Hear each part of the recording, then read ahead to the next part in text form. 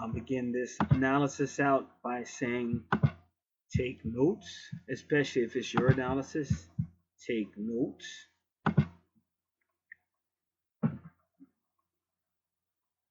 Might want to pray. Welcome to Archangel Revelations and Prophecies 444. You can already see the similarities in the chart somewhat. The one thing I was familiar with was when I saw the 322. That's a deep esoteric number, which is why I strongly encourage taking notes.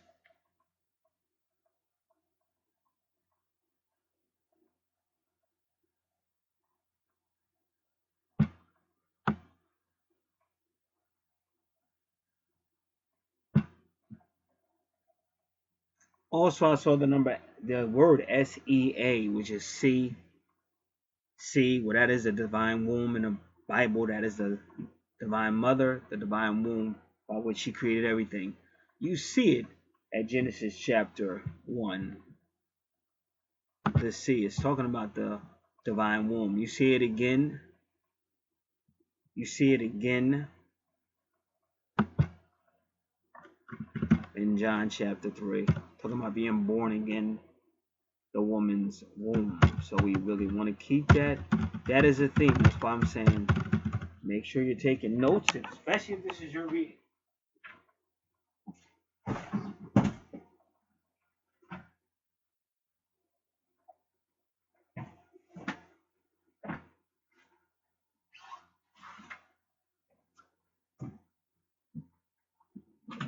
Give me a second. I went to blueletterbible.org.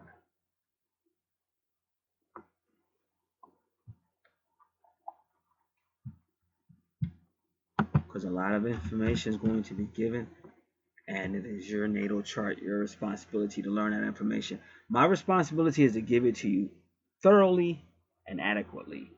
That's my responsibility for the universe. The person who's ever requesting it, their responsibility is to take notes and learn it. Because only you can learn it. You can sit in class all day, like they say, lead a horse to water. You can't make them drink. You can sit in class all day, but it's not until you really want to learn that you'll learn. No matter how many times you ask the teacher, no many times you stay after them, it's only when you want to learn. Let me just start this off with a good analogy. A fat lady, and this is in the news. It's in Yahoo News today. I just read it.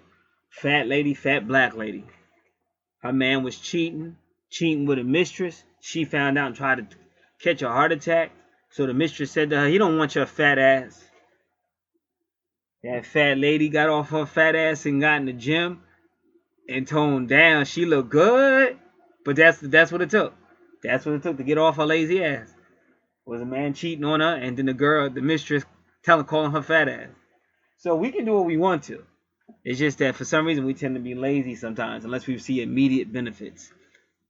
So it's not my job to do that. My job is to give it to you thoroughly. Your job is to do the research and look it up. And the reason why I'm telling you that, because it's going to be a very fascinating read.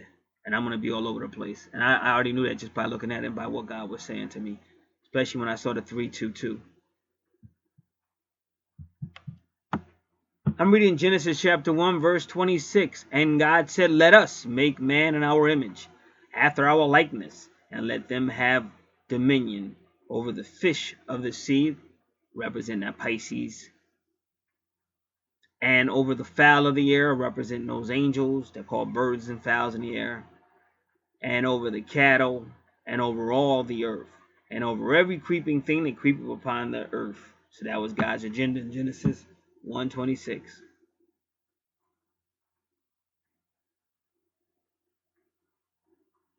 And he says it again. He speaks about the sea again in Genesis 1:28. But I want the other one. I want a little bit high, a little earlier in Genesis. So give me 1 second. Genesis chapter 1.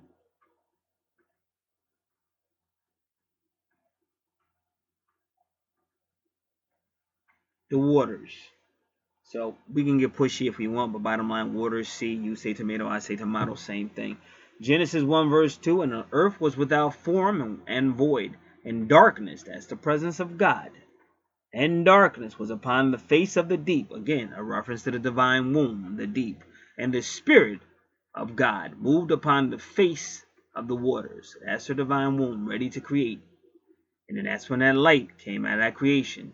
The Bible says that was the very first of creation. Basically saying the first thing that came out was that light. And you see the same thing in John chapter 1, verse 1.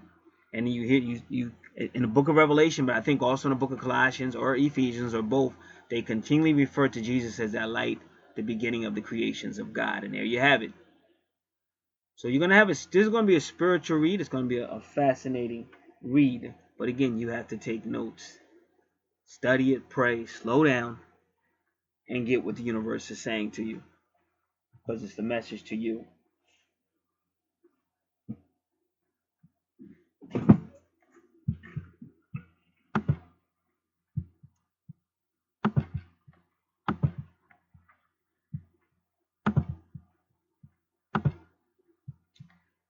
We're starting with the chart on the left, true north node and the ascendant, and the east point.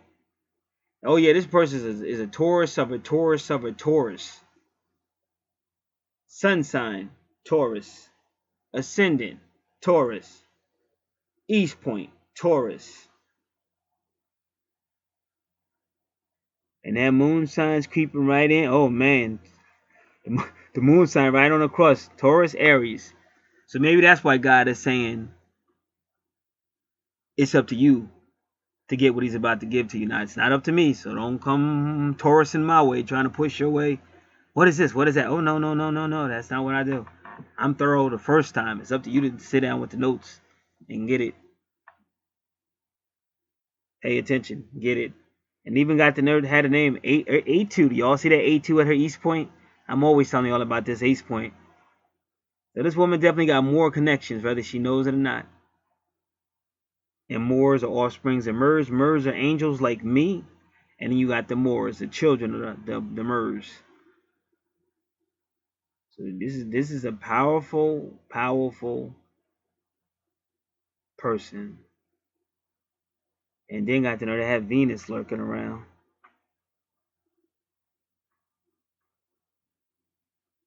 I'm just trying to see if Venus is in your first house too.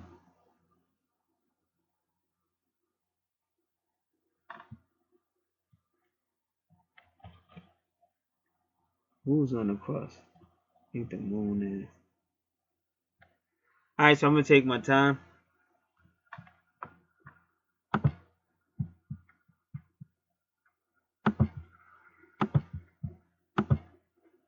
Alright, we got to find. We're going back to your chart, the original chart.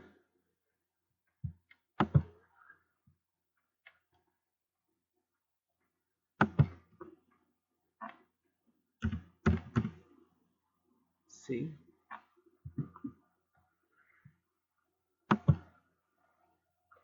Alright.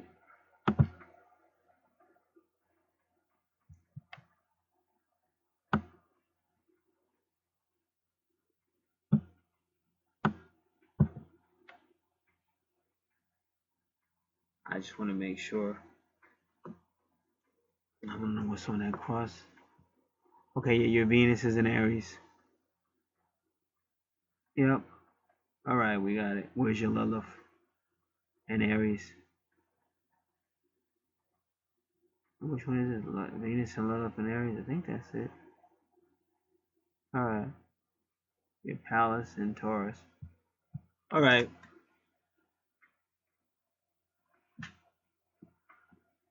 So let's just take it slow. This one we're going to do a little bit differently because you're arranging, illuminating, oozing of Taurus. So that's the big thing. No matter, nothing else there is going to be as significant as Taurus. So let's do that. Let's do oh, and since you had the 322, now I'm going to spell this out. BillHeidrick.com.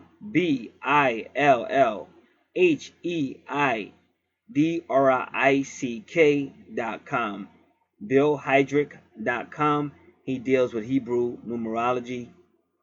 First, we're going to go to angelnumbers.com with Dorian Virtue and do 332.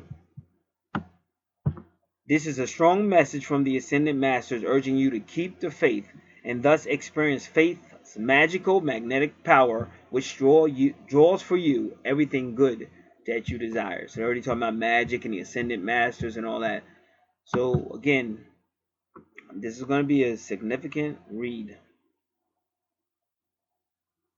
And again, where do we get the 322 from? Give me a moment. Like I said, I'm going to be all over the place. Medium Coeli and Aquarius.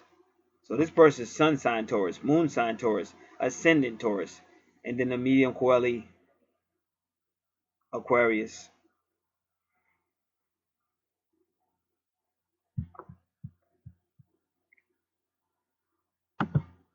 So that's that 322. But Aquarius has a medium Coeli. Now Bill Hydrick, a 322. Pillar prop. If you're talking about pillar, you're talking about the temple. Foreigner, field of settlement, new, need, necessity. He shares or dry. Yah supports. People's contention. Jeroboam, founder of the kingdom of Israel. And it's funny how the people, the real kingdom of Israel is waking up. I've been giving you all a lot of information on real life and metaphysics. That's one channel, real life and metaphysics. The other channel is a spiritual channel. So it's time for people to be waking up. So basically when people are saying wars and all this other stuff, they are talking about Israel. It's just different names, and they use names for different reasons. A lot of Moors sold out. When Israel was being destroyed by the enemy, the Moors actually sold out to save themselves and actually started betraying these Israelites. There's many different names being used, but at the end of the day, if you're God's people, you're Israel. He restores. I can't make this up. This is why, as much as people hate George Bush and Skull and Bones, but they really did a lot of work. I know George Bush did. He did a lot of work for the Divine Mother. He restores is 322. The restoration of the real Israel. To trend, to trample on, to subdue, to cleanse, and that's the fake Israel, the fake Jew. Revelation chapter 2 verse 9 and Revelation chapter 3 verse 9. Now I'm not putting my spread on this. It's not like I believe something and push it. No, no, no, no, no. I'm showing you what I'm being taught repeatedly. Everything you see on this channel is usually divine timing. Everybody that comes right at the moment they're supposed to. When they request their natal chart, they get it right when they're supposed to get it. You have to believe. That's why I said when you take notes and you study, you start to break out of the matrix that you're in, that you've been placed in. You begin to realize who you really are and begin to wake up. But if you sit back thinking somebody else is going to be able to show you about your life, that's ridiculous. All I can do is show you the information. You have to take that information and apply it to your life. That's for anybody, anywhere you go. And we know that anywhere else. If you want to make a lot of money, you don't go somewhere sitting thinking it's just going to come to you. You proactively follow and follow through. And this is way more important than that, because what your natal chart is showing you is the world to come, especially a natal chart like this, because it's actually talking about the people of God, just like I kind of told you to. It was when I first got started. Now let's go back to 322. To trend, to trample on, to subdue, to cleanse, to subjugate, to force. And it even said a woman rape, but that's when they be saying a rapture. To glow, to burn, to tread on, to leap on, to propagate, a footstool. Wow. Straight out the Bible. I was just talking about the footstool in a recent video. A he-lamb, a young ram, a he-lamb. Passerbys or pass-by, passovers. It says it again, the Hebrews. Crossing or passing, passage. So that 322 is basically talking about that Passover when these Hebrews pass over and the fake Hebrews, the fake Jews get trampled on. So when you see that number 322, that's what it really means. Interesting. That was awesome.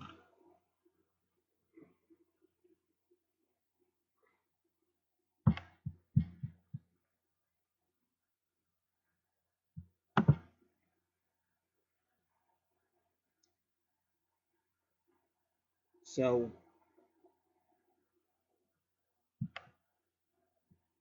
let's look at Taurus.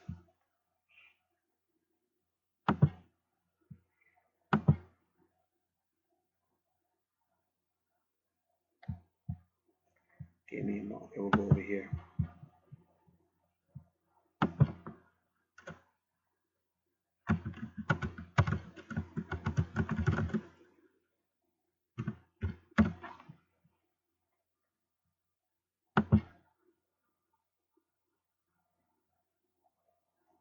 Now I said Taurus in the first house is going to take me to Scorpio in the first house. I hate when it does that.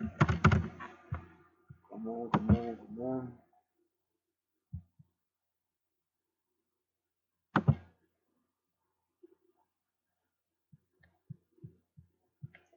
All right, so here we go.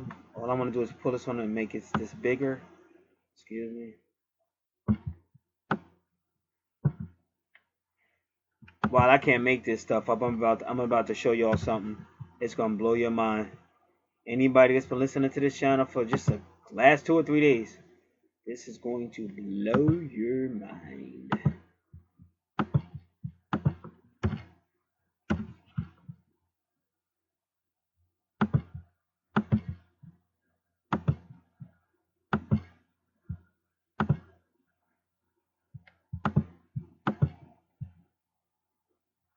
Give me a second. I'm getting this information from astrologyclub.org. It's Taurus in the first house, and it says CUSP. So just so you know where I'm getting this information from.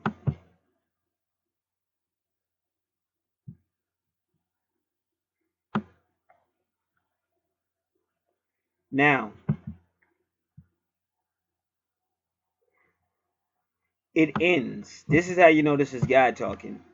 It ends with the last word all, and all is in all capital letters. Now, I've been telling you what all is in the Bible and what that means. I just did a video on it today, less than 2 hours ago on this channel. So the video's right there. I can't make this stuff up. So this is definitely God. So from the viewpoint of reincarnation and karma, a lesson to be learned with Taurus on the ascendant is the proper development of this personality on a level which takes into consideration its relationship to others, and not that things that serve the purpose of the Taurus, but that the Taurus serves the purpose of the all, ALL, capital letters. So I can't be making this up. That's why I told you this is about Taurus, not so much about what's around it. We will give summaries of it, but you gotta know how to do this to really understand. Because what good is getting a lot of information if you're not gonna understand it? You want to get the information. I want to tell you what this is about. Your first house. It's about that Taurus in you. It says you identify yourself through quantity or quality of basic survival needs. Define self by stability and security of financial material resources. So it's all about self-survival, and of course you need finances to do that.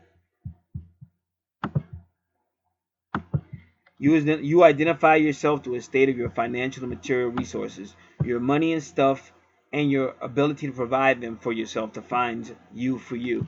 And Taurus rules the second house. That is money, stuff, possessions. You want others to see you as someone who has a certain level of financial and material resource, suave, or simply that you are someone who has enough.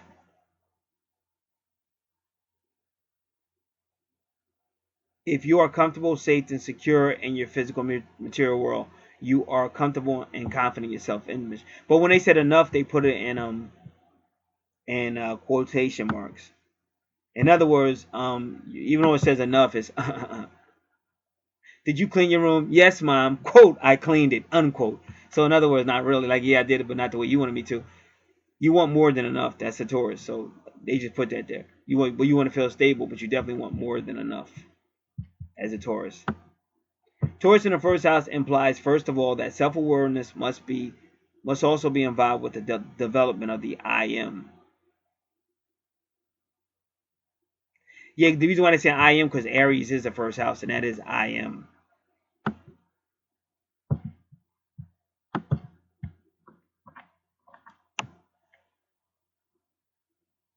Many people who are developing their ego do not become aware of the importance of that ego. So self-awareness is most important when Taurus is in the ascendant. So it's all about self-awareness, and that's what I'm trying to do. showing you who you are from the universe, not who you are from who you think you are, who your family told you was, who the world tells you who you was, blah, blah, blah, blah, your job, whoever, it doesn't matter. This is God. And that was the first thing I know when God's talking. When I saw the numerology and I saw the charts, the first thing he said was to tell that person to take notes, think, and pray. Do not go outwardly trying to get answers from me or somebody else. You go inwardly first, because God's waiting to start talking to you. So that's why I started this video off like that. Taurus on the crust of the... I'm going to make these words easier so people know what I'm talking about. Taurus in the ascendant also implies that the person should be very much concerned with the manner in which the world sees them. Remember, God is using this natal chart in this person as the restoration of his people, true Israel. That's what this is about.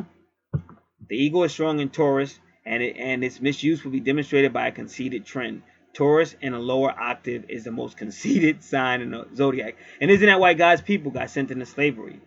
Because they thought they were the I am. They thought they were bigger than God. They thought they could disobey God. Just like I'm telling you now, you better return to that word. And I'm showing you how it's done. Every church, if they ain't speaking about the real Israel, if they talking about some fake-ass synagogue of Satan, Revelation 2:9, Revelation 3:9, they don't have no part with God. God is coming to burn that synagogue of Satan down. And if you're sitting there telling me, oh, support those, send some money over, let's go to the holy, then you're in enemy status. You're in enemy status. It's about time you start waking up to the real people of God who were on the slave ships. The real people. This is what the Bible really says. It's not racist. It's the truth. The devil is a liar. And God's coming for his people, and he's waking people up. That's what this reading is really about. You see it through the numerology. I just showed it to you. Showed you where to go to see it. That's why I said people, oh, when will I find love? Oh, what about this? What about that? You better be worrying about what God's thinking of you and what God's going to do when he gets here. So with Taurus in the ascendant, it is the proper use of the development of the ego, not from the viewpoint of the conceit, the self-centeredness, which seems to think of itself as greater than or more than others. It is a higher octave. In a higher octave, it makes for an extremely artistic type of individual. So from the viewpoint of reincarnation and karma, the lesson to be learned with Taurus on the ascendant or in the first house is a proper development of the personality on a level which takes into consideration its relationship to others and not the things that serve the purpose of the Taurus themselves. But the Taurus serves the purpose of the all. In other words, bowing down to the proper place in the universe, which is not the ego. And that's why God's people got sent into slavery, because they thought they were the I am. They thought that they were bigger than God.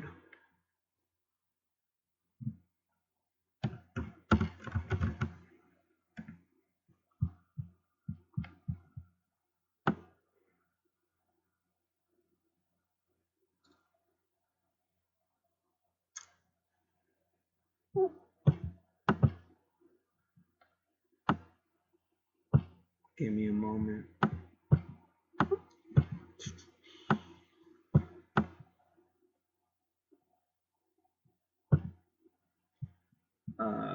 Just a moment. This has been one of the day. All kind of weird stuff has been happening. Stuff's been disappearing. Give me a second.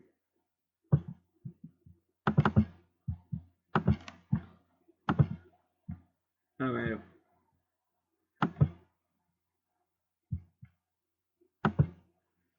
So now we know the purpose. But really, the first house is about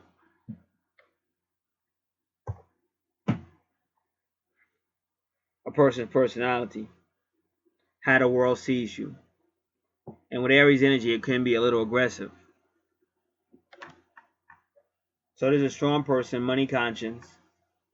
They define their well-being with some type of financial security or possessions. So they're about material things. Not saying they're a bad person, because Taurus is very romantic. Like they said, Taurus, like they get, Leo and Tauruses get along kind of good, but they both get bad reps. Because Taurus can be very faithful in a relationship, very sensitive, very sensual, very supportive.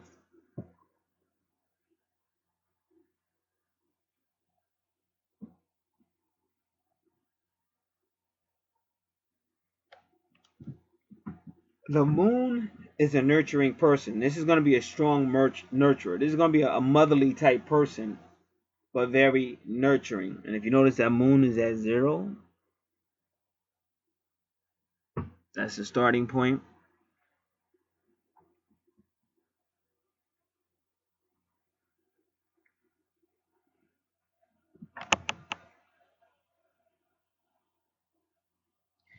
True North Node is what you're supposed to be working on in this life. Ascendant, whenever you basically ascendant is where the sun was at when you were born. That's your ascendant. East point is the sun over the horizon when you were born. And your sun sign is just you.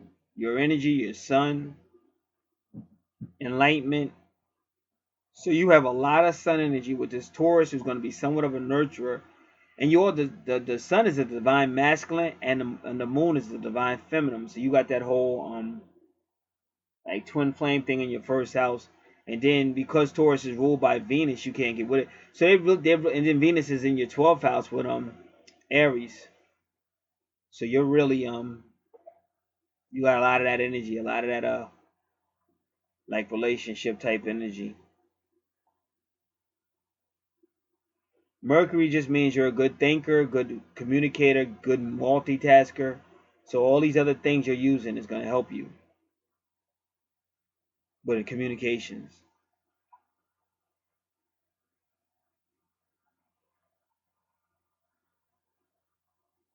So we're going to see if you have Pallas in Taurus.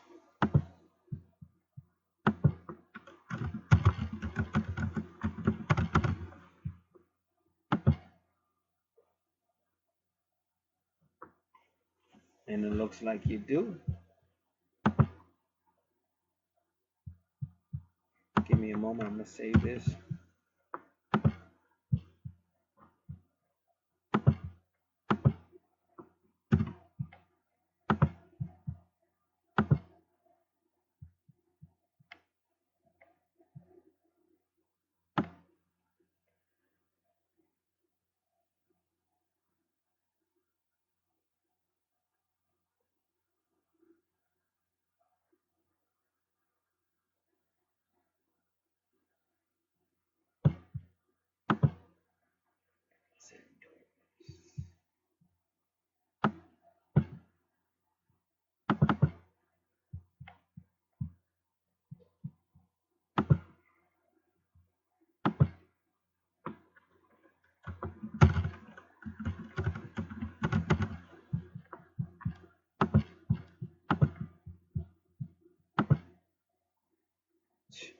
That was stupid.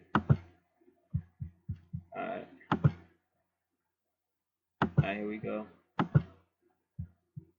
Alright, I'm going to put this on pause. I'll be right back.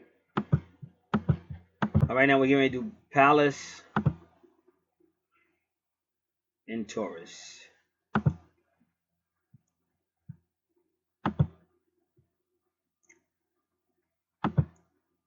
And give me a second. I'm trying to get things organized over here.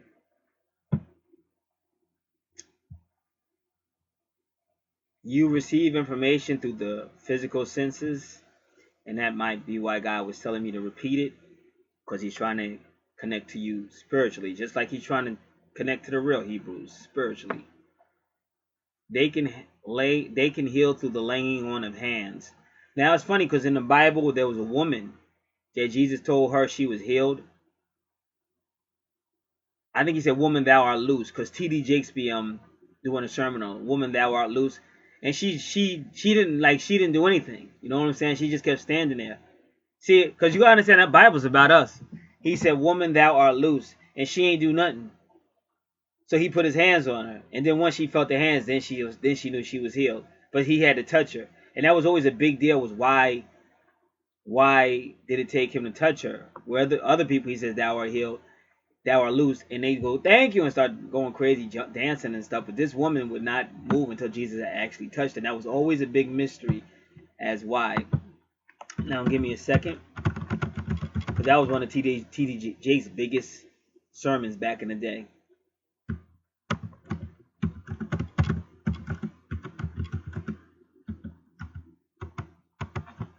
Give me a second. All right.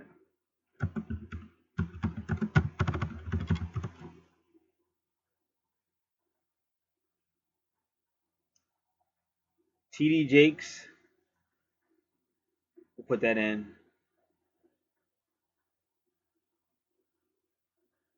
Because he did it. Oh, Asuso. Why did he pick Asuso to do it? And a dude named Adrian Williams. The next name is Josephine. They did it again in 2016. Because at that time, that was like one of his biggest talks.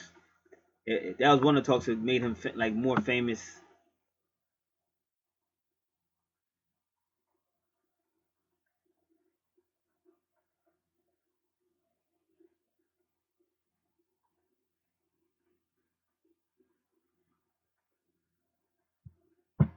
So right. So that's important.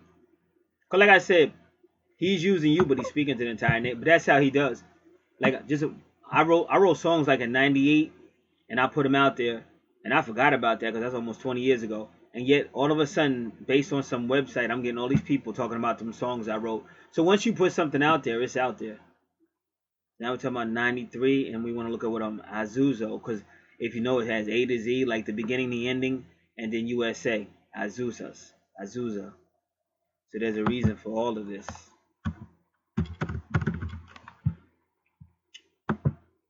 So now we just want to look at that real quick.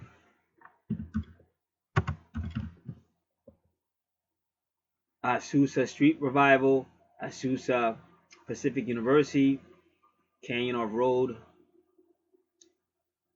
So let's just see what it is. Yep. See the Azusa. See what I'm trying to tell you? Revival. It's the waking up of God's people. You can't miss it. That's why let me do my job, everybody, because I know I got intuition. Her number 322, that Aquarius. Remember the age of Aquarius?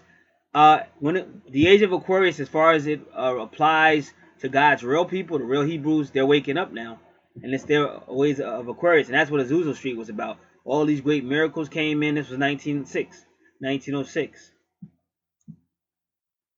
So when he was doing that talk, "Woman, thou art loose," he may or may not have known what he really was doing, but God was using him to talk to that Hebrew. And see, the Hebrews would be the spiritual bride of God. So are the Christians, but they got to accept the Hebrews. The Bible makes that perfectly clear. You got to love the people God loves. And he bless the people God blesses. Got to love what God loves, hate what God hates. That's scriptural. And the word is that for a reason. A-Z. The beginning and the ending. God, A to Z. USA, because it has a beginning. And when God's people get loose, that USA got to open up, because her and Britain especially, but not just them, a lot of Europe are going to be guilty of overthrowing God's people, betraying God's people, stealing their inheritance, and lying about them. And that's where we're at right now. That's why I say everything on this channel is divine order. No matter what you think, you can look at it from your carnal senses, and you can come to whatever conclusion you want. But at the end of the day, it is God. It is the presence of God. I prove every day. But if you're too lazy to study the video or look up the references or whatever, or you don't pray, of course I'm going to seem like just an average guy. But if you do it from the scripture, you can find out who I'm speaking for. From my name, GAT, the guy gave me exactly 25 years ago this month, on and on and on. He's not playing. And on this channel, I'm trying to get people ready for what's about to happen. It's going to be a major shaking. That's what that other pastor said.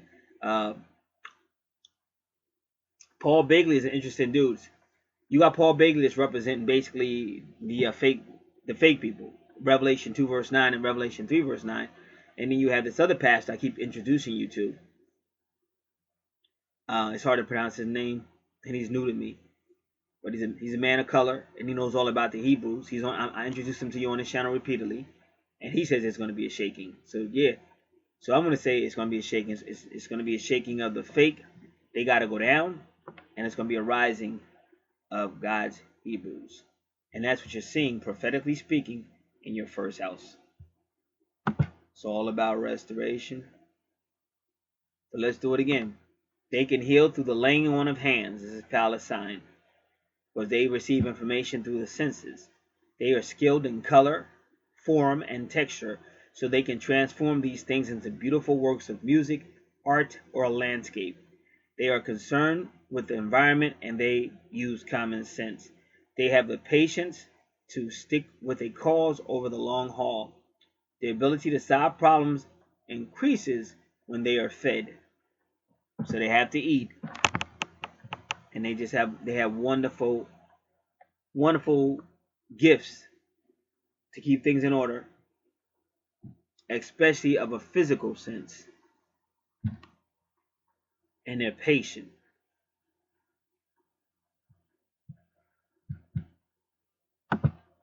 All right, so that's the first house, your personality with the Aries.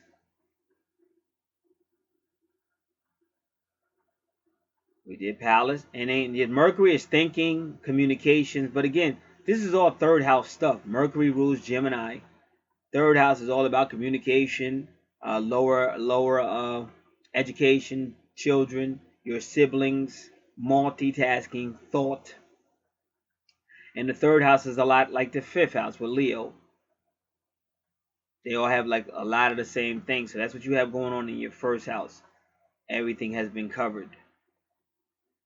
Now, in your 12th house, we need to know Aries. Now, where is Lilith? Let's go back to where Lilith is, because I know I checked it before, but sometimes I pause this. Y'all think I was sitting here the whole time, but I wasn't. I had other things to take care of. All right. So let's go back to Lilith. Where are you, Lilith? Okay, so Lilith is in your 12th house with Aries, because that's where we're going now. Aries in the 12th house. Give me one moment.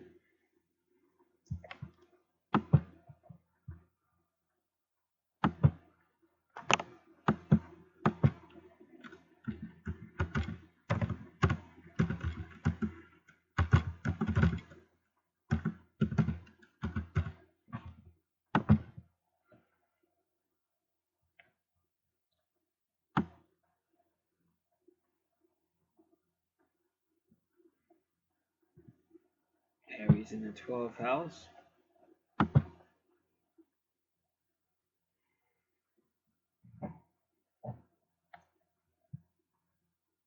Because remember, your first house is ruled by Aries. Now your 12th house has Aries in it, so they're making that connection. Because Taurus in the 12th house, that's like a spiritual leader. So they're sharing those energies with you. And even when you see Aquarius, that's another leader for the community. And again, both of these charts were given to me. Whichever chart is the first one, you can apply it to that person. And whatever chart is the second, you can apply it to that person. My job is just to read it correctly and give you all the information.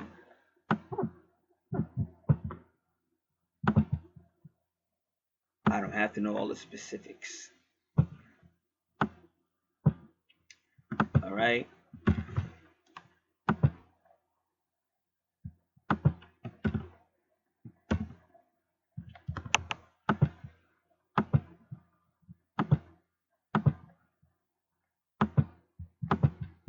This is Aries in the 12th house.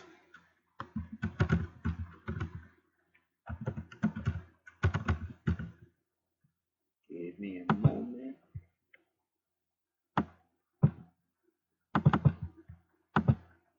Your actions are compassionate and sensitive to the survival of the world as its creatures.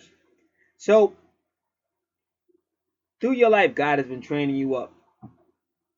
He kind of made you know how to take care of yourself. Because if you know how to take care of yourself, how are you going to know how to take care of other people? And also, if you do become some type of leader, This Taurus I'm talking to, if you do become some type of leader of a church, or not, doesn't have to be a church, but a leader of people, you're gonna have to know how to take care of them, because bills are still gonna be paid. You're gonna have to know how to read stuff and come to decisions. So that's what your chart, your 11th house, your first house and 12th house are basically saying we've been building you up, and now it's time for you to continue or to start building other people up. Your actions are compassionate and sensitive to the survival of the world and its creatures. Your intuition and empathy, so you might be an empath, are on high alert pretty much all the time, and your actions are very reflective of what you are feeling within you and or around you. Be aware that you may martyr yourself to create an identity for yourself, that your actions are less for others' benefit than they are for you to give yourself a sense of self. And a lot of times you see a lot of these leaders, they're kind of like cult leaders, and they take what should be about God and they make it about themselves. So you have to be very careful. And they said that before about Taurus in the 12th. And you do have Taurus energy in your 12th because of Aries. And Aries rules your first house where Taurus is. So you have to be careful that you don't turn God's ministry into your pulpit.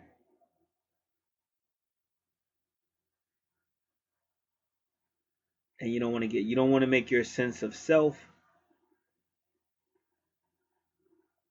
by, again, changing everything to be about you. It says you aspire to be senseless and selfless, but unless you are really genuinely inspired by doing for others, you may be worn down by others' inability to do for themselves. Because they will. Any leader will tell you that, and that's why I do what I do. I teach the way I teach, because a lot of people are just comfortable with sitting back and saying, "You tell me." I don't want to read. I don't want to study. You tell me. But you can't be successful nowhere. That's like going to a job and trying to do the bare minimum and expecting to check. And you got people watching you the whole time. So and so completed 12 items, 15 items in 1 hour. This person barely did 3. And I watched them, and they were sitting there looking at their phone, talking to people, back and forth here and there. So you're being, like, not you, but that person's being watched. So you don't want, you encourage people to, that's why my numbers stay low, because I'm very truthful, and I encourage people. If you're, a lot of countries are teaching people to dumb down, and these people like it like that. But God ain't about that dumb down. God said, I gave you a brain, you got prayer, you got the Holy Ghost, the holy presence of God. So there's no reason to dumb down. So the way God tells me to teach is how I teach.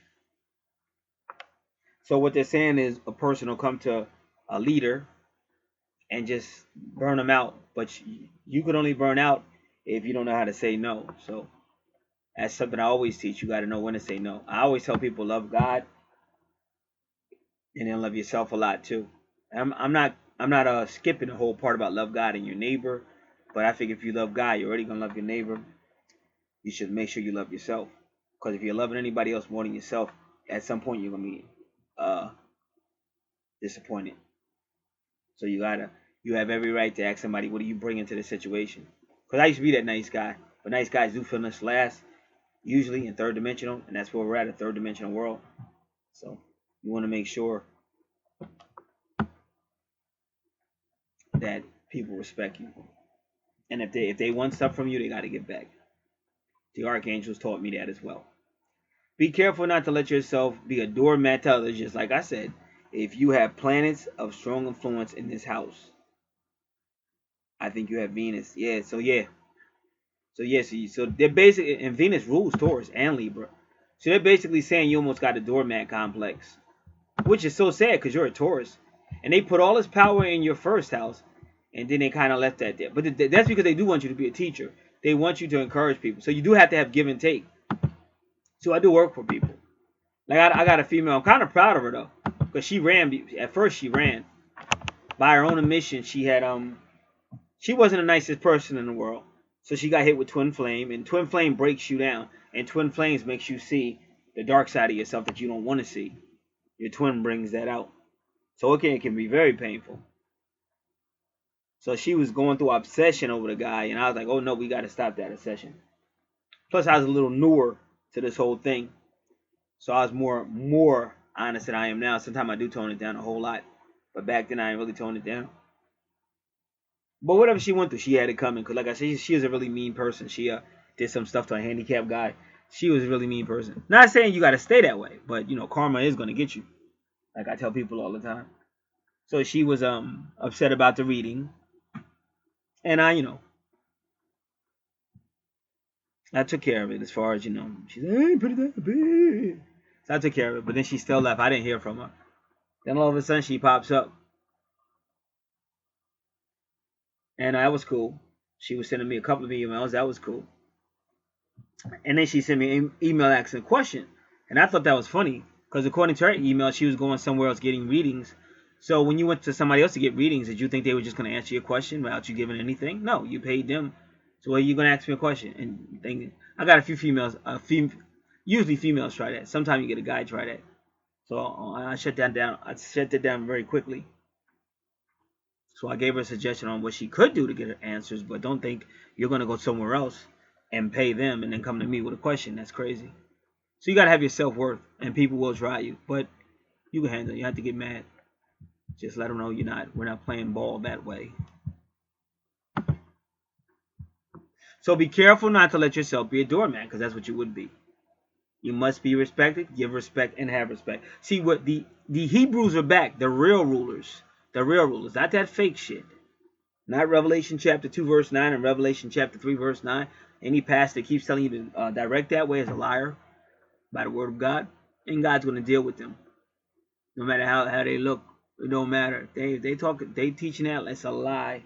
And when you have a beautiful pastor like the one I show you on my channel, he's showing you through facts what the word of God really says. Through history, facts, who the real devil is and all that, he's showing you. Not me. I've been telling you for years, but you ain't going to listen to me because I'm from Jersey and I keep it 100. But now he's an ordained. Well, I'm ordained too, but like I said, people just don't respect me because I'm like the cool nigga from the block. Not that I was selling, but I was still out there with my boys. So they ain't gonna respect me. But that's cool. But God told me don't change. He told me to stay real. But now this pastor, he don't went up through the bricks just like any other pastor. He been ordained. I have too. He got a church, all that stuff. So now if they don't listen to him, it's because they stuck on this fake shit, this matrix that's about to be destroyed. And they're gonna perish with it. My people perish due to lack of knowledge. So now that you have knowledge, go to the true facts and get the knowledge, the real knowledge. And it is be careful not to let yourself be a doormat to others if you have planets or strong influences in this house. So since you have Venus in that house, once again, you want to love and forgiving, diplomatic and stuff, but you got to be firm. You can't let anybody use you for a doormat. Every now and then you let somebody like your mother or somebody like that, but that's different. But you can't be a doormat, so that's something you got to be concerned with with Venus in the 12th house with Aries.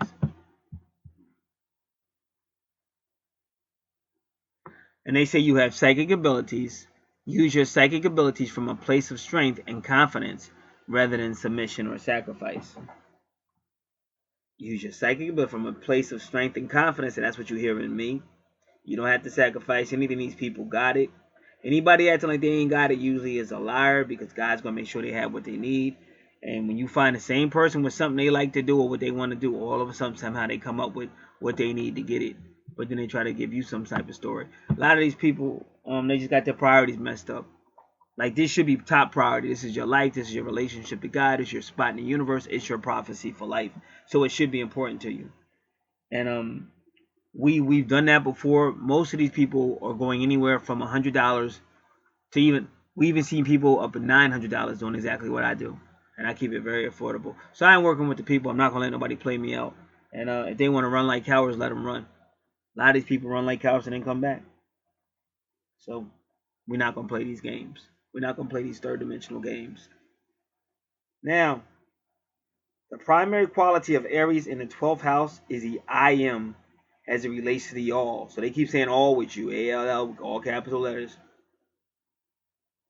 How does Aries see himself as a soul quality, as a soul conscious individual? Does Aries recognize their karmic responsibility? So they're talking about that karma. Does he or she see himself in the world of brotherhood? So that's what they're trying to get you to do, but not just to be more brotherhood, sisterhood minded, but to be a leader. Does he see, does she see herself or himself as part of the universe of a great life stream?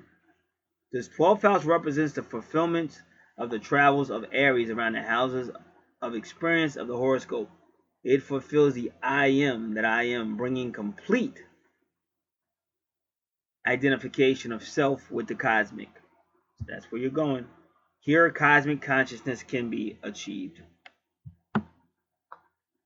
And it is in the location of the 12th house that Aries can use its relationship, its leadership, and selfless service to others as a fully aware and developed microcosmic reflection of the macrocosmos.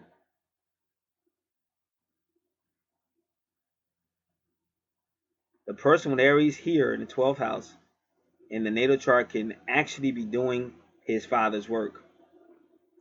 This is the house of true spirituality, and it brings the spiritual essence of the Aries person to its highest potentials. So that's what I'm telling you. You're hearing this for a reason. Now, what happens? I said, if people tend to go by my voice, don't do that. Go by the information. That's why I said study. Get a pen and paper, study, look up the references being given, and make sure, because that's how you're gonna wake up more. Then you may already be awake to a certain point, but you gotta wake to where God's taking you, where the universe is taking you. You're only gonna do that by studying, listening, humbling yourself, going to the website to the people I introduce to you, and learning what God's teaching, because He wants you to be some type of teacher. And know that your true north node was in that first house, so that is your true north node.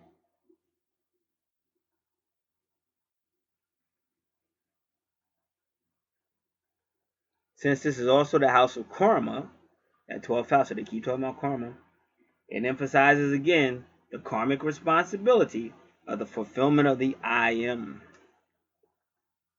Aries in the 12th house could afford the individual many opportunities of spiritual leadership, just like I'm telling you, to the masses of people. And that's why whenever I'm talking about somebody that has mega church, I'm not saying I agree with everybody's teachings and nothing like that, but I'm giving you indications of what the universe is trying to say. Somebody like T.D. Jakes or somebody, masses of people, bringing the spiritual value and truths to them so they can understand what life is all about, and by direct reaction to the 6th house, coping with life. That the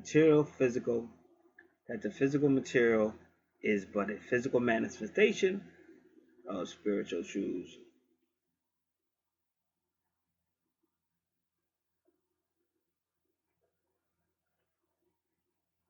All right, give me one moment.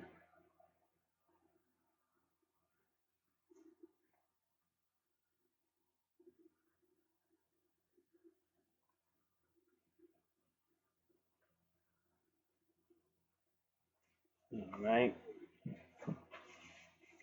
we're almost done with this part. It is important that the person with Aries in the 12th house work to bring forth all the higher soul qualities, for this is the house of the soul. And it's funny you should say that, because Aries, I keep telling you, the 12th house is the external of the 8th house, the internal. So when somebody's dealing with spirits or whatever, that will be the 8th house. Internal, nobody sees the spirits or whatever. But when that person finally ends up in trouble with the law, or arrested, or in a crazy house, or seeking psychological help, that's the 12th house. And now it is public. It's now we can see it. But they're both connected together. Pisces will always be like angel cards, angel card reader, spirituality, Jesus, stuff like that. Whereas Scorpio is darker. See, there's a mystical side to God. That's that darkness that Moses went into, called it God. Exodus 20:21, that's that darkness that appeared with Jesus at the cross. Luke 23:43-46, that's that darkness that appeared with Solomon at the temple. 1 Kings chapter 8. So you got two sides of God, and we just read it. The darkness in Genesis chapter 1, then it said, let there be light. So light will always be that Pisces type deal. I told you that water, that sea. But then you got the mystical side. And that's why if you really study women very much so, they tend to, like especially the woman of color, she tends to know that mystical side of God.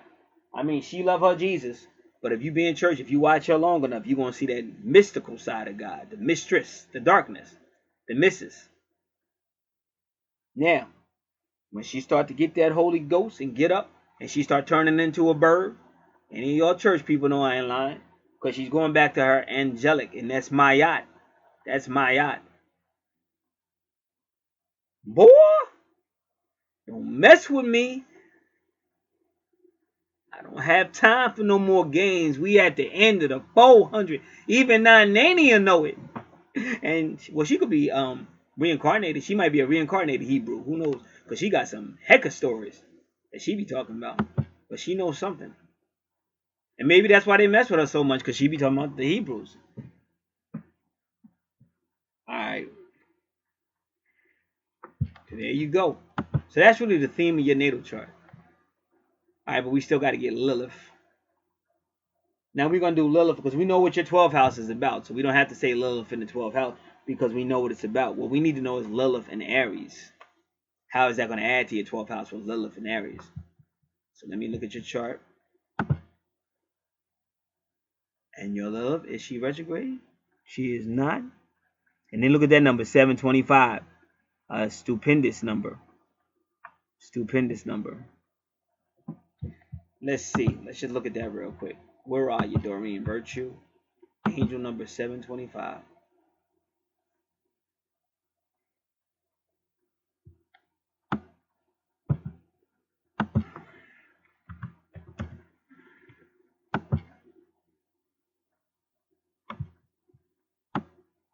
Have faith in the ideas and thoughts you have about making changes because they are divinely inspired. That's your 725.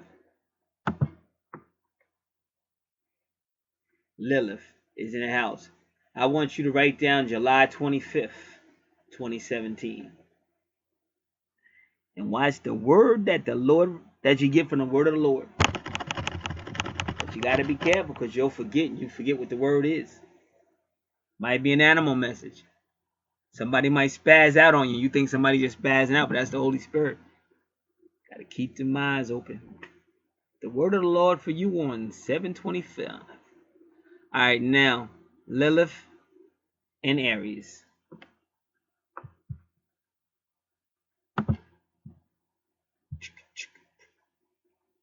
All right, we need to put this over here.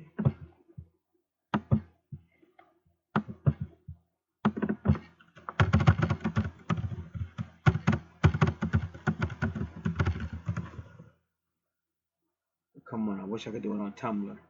I really want to do it on Tumblr.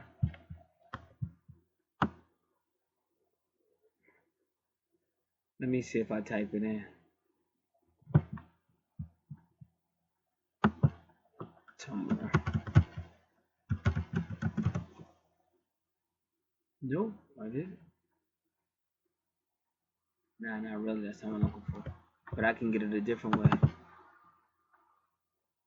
All right, give me a second.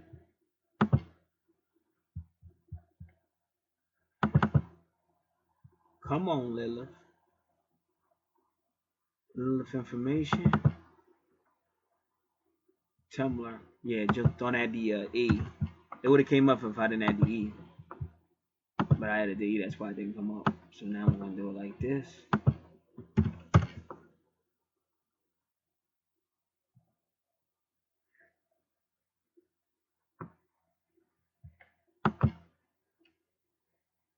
Come on, people. All right.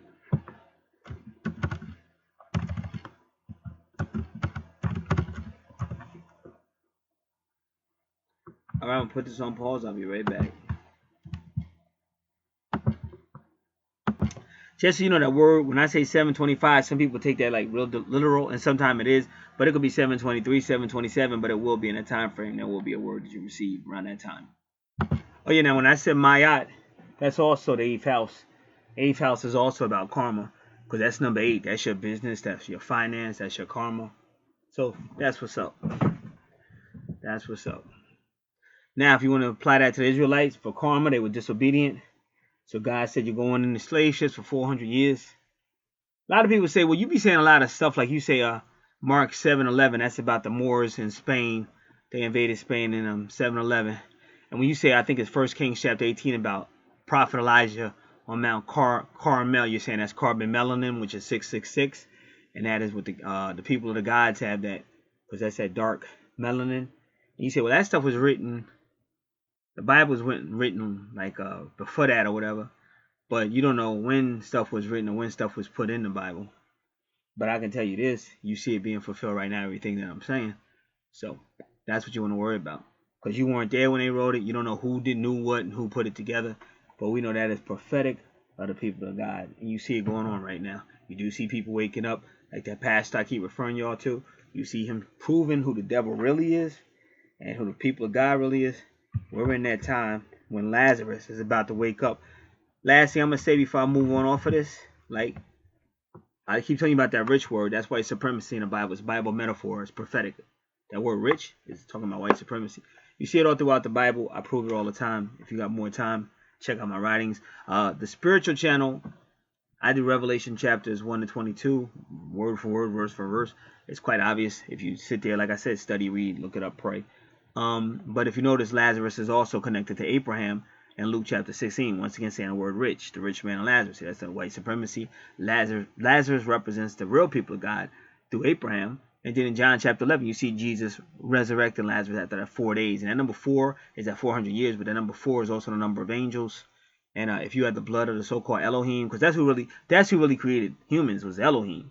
Let the gods create the humans in our image.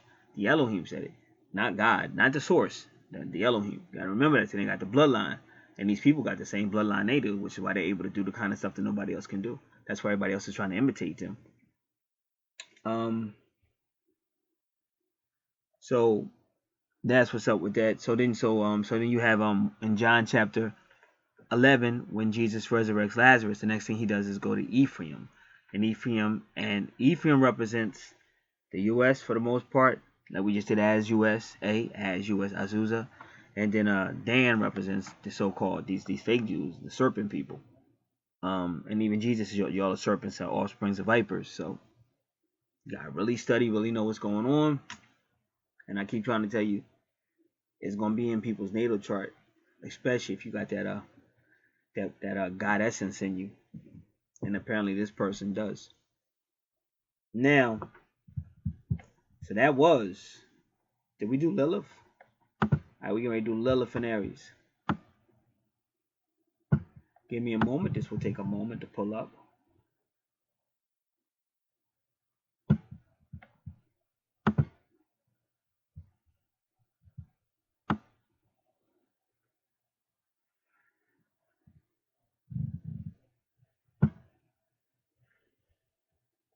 Impulsive, independent, passionate, rebellious, fierce, physical. Sexual, competitiveness, and immodesty. She is fierce and independent. She exerts those around her and knows her worth. And it's funny they say knows her worth, because that's also Taurus. She takes things, she likes things to happen her way. She fears unworthiness, can be prone to compare herself to others. To overcome this, they should not measure their own success by other people, but to value themselves and others as unique individuals. Alright, this will be the last one I read. Lilith in Aries is a fiery, sexy siren. She knows what she wants and is going to get it. Assertive, aggressive, dominant. She takes the power of Mars and lets Lilith ride away in her war chariot. She may be a little selfish in the bedroom, putting her pleasure first.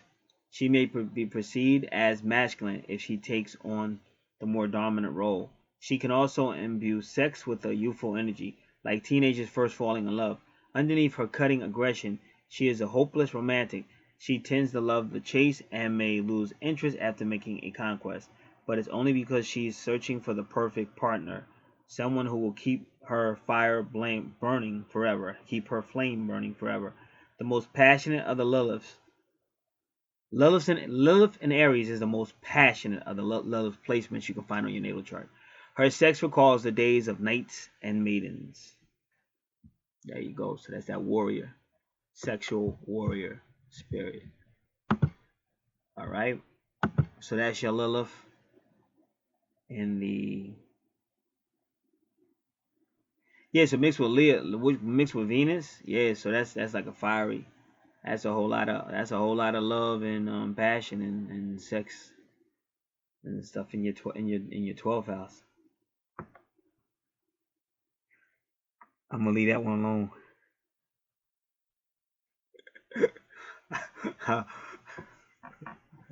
I gotta say, if they come to your church, they better bring some protection and some condoms. I'm just joking. Alright, I'm gonna pause. I'll be right back. But who knows? God might be using that to repopulate the earth. But like I said, it's about to be a shaking and a quaking.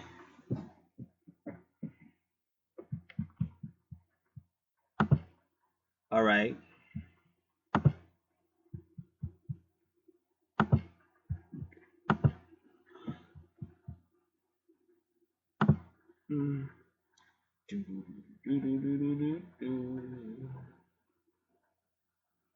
All right.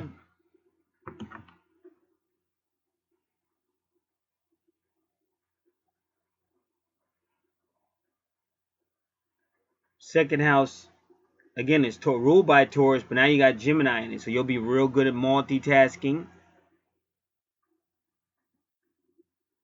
And you'll still be, you'll know about worth and value and money and possessions, because that's what Taurus is going to mean in the second house. But multitasking, good thinking, communication, dealing with younger education, still can deal with your siblings, still can deal with creativity, travel, stuff like that. And you'll be getting healing. You'll be getting healing by Chiron in the second house. So if you'll be good dealing with money at the end of the day. If there's any issues that money needs healing, whatever, healing of finances, healing of financial matters, you'll be good with that. And also nurturing as well.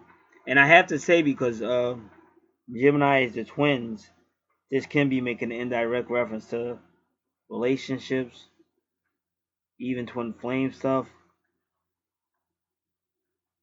or even communications.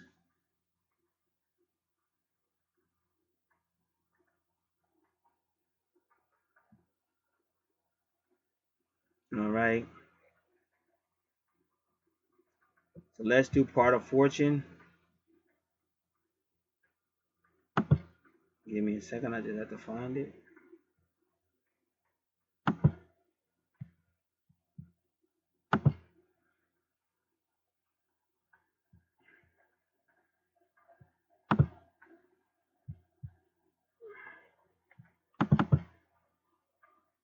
I believe that's part of fortune in the second house.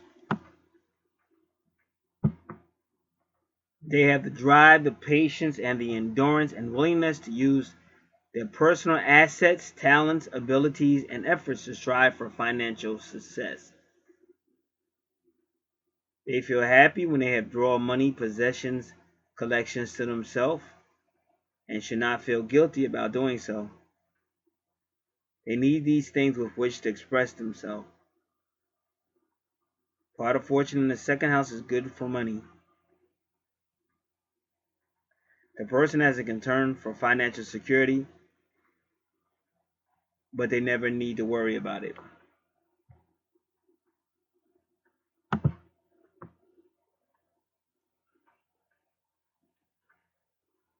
Before I do anything else, well, let's go ahead. Let's finish up with part of fortune. Part of fortune in Gemini.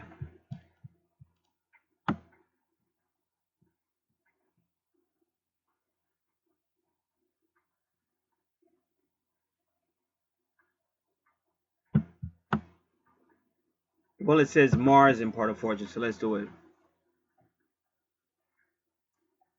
The potency of Mars will be enhanced in its more positive forms. The person with this conjunction will exhibit assertive and pioneering qualities instinctively. He will be able to focus on one endeavor at a time and work at it by himself to completion. So again, I'll be using you as really setting things up, being some type of not just administrator, but you'll really be at the groundwork as well, and a pioneer, innovative. Next one, part of fortune in Gemini.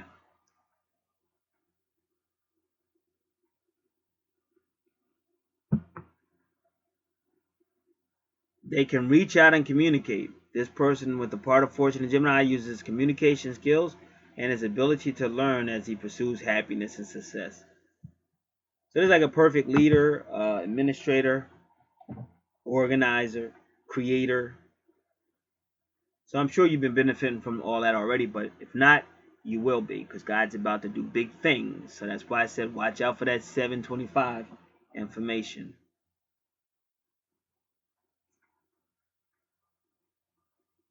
Do do do do.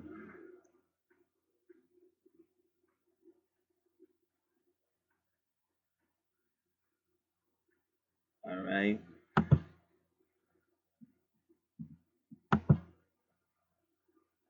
And that's why I said you'll be healing. You'll be using that to heal. And it's not, I know this is the money possession house, but you're actually going to be, because you got all these gifts and skills, you're going to be healing people too. And you're a nurturer too. But we already know that because of the moon. So you'll be you'll be more than a church mother, because a lot of churches have church mothers and stuff, but you'll be more than just a church mother. It's almost like a leader, but also a nurturer. More like I said, a female. They won't call you a female warrior now. Now you might have been that in a past life, but that's what you really will be. Like you'll be the backbone of everything.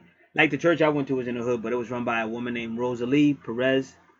Rosalie Pelzer, and she's no longer with us. She's a of course she died. She's like 70 something, but that's what she was. She was like a rock. She literally built that church herself. She was putting wood up and stuff herself. She had very little help. She did get help, but and she stayed there for over 35 years. And again, you see the number 25 again with your part of fortune.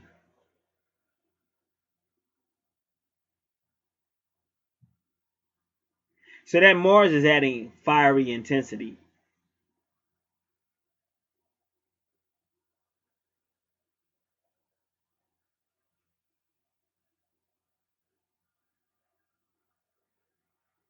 Yeah, nothing in your family house, the third house, but the third house is about family, and you got Gemini there. So whatever we said about the third house in Gemini, you can apply it to the fourth house, run by Cancer, but it's family, it's higher education, land and property. The woman who raised you when you were younger, she's in your Imon Coeli, who took that mother role. She's your Imon Coeli, the heart, and transportation, and even forms of travel. And of course, family would include ancestors.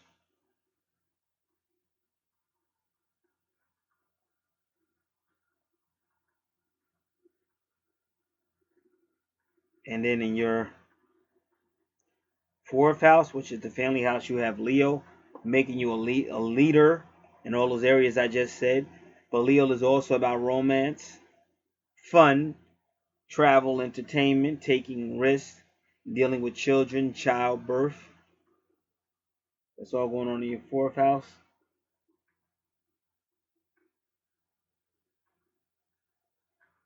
Your fifth house ruled by Leo. You have Virgo there, and again, that's about healing and service and home matters.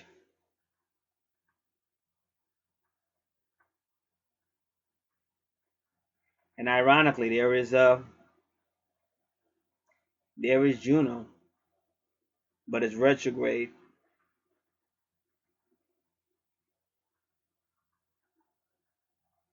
So that's an interesting place to have Juno retrograde.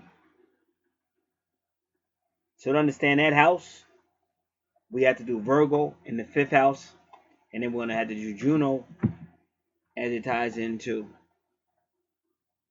For some reason, all my icons left the I don't like that, because that means somebody's effing with my computer. Something's going on. All the icons left. So if you can hear me, I got both hands up, Tupac style. All right.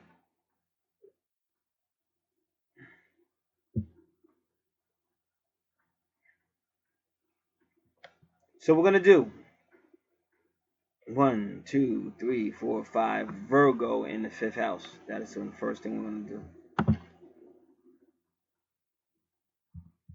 It's this guy I found yesterday. He's phenomenal. I'm going to see if I can find him real quick, but I probably won't. Russell Ball. Business. I don't think so, Russell. I don't like your address. I think you're scamming, dude. I think you're scamming. Alright, give me a second. I'm going to try to find this guy. I can't guarantee that I will. But he gave all the houses.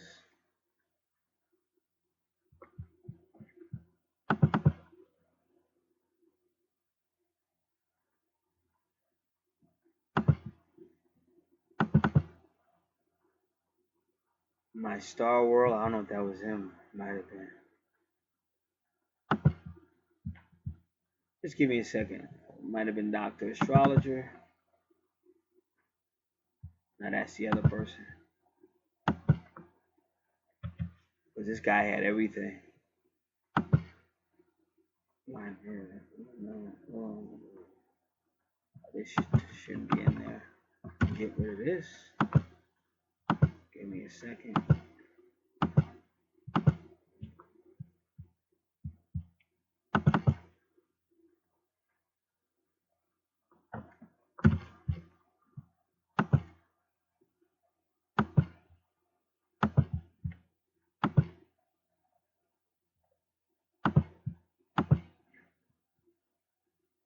Alright.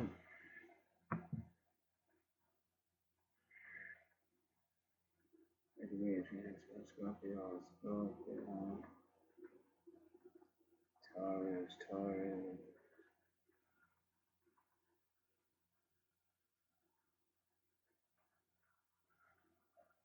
Aries and Chiron, houses with planets. Mercury. Palace.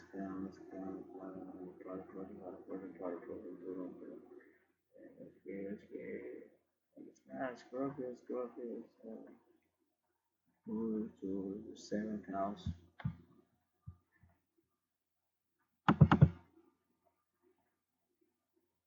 So Florida has solid planets in the 7th house. I think this is it. I think. If it is, I'll title it better so I won't lose it again.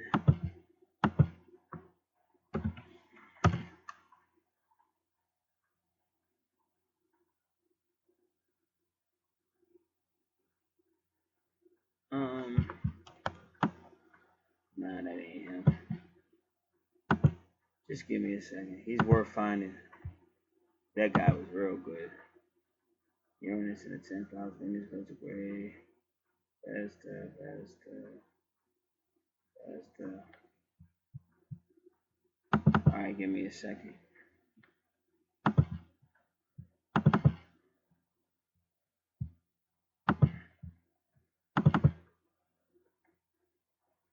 Did you see this already?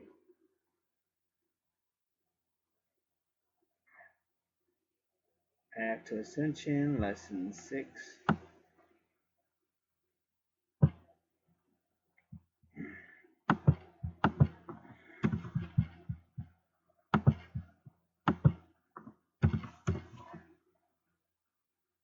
Nope. Alright.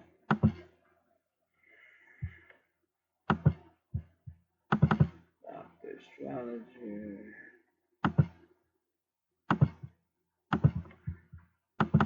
This is houses. I would think it'd be there. Scorpio on 2nd house pro. I don't think it's that. Houses with planets. It should be this one. Maybe it is this one.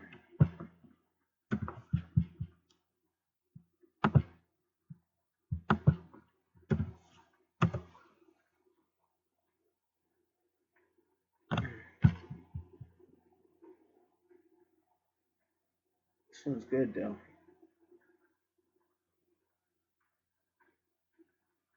Alright.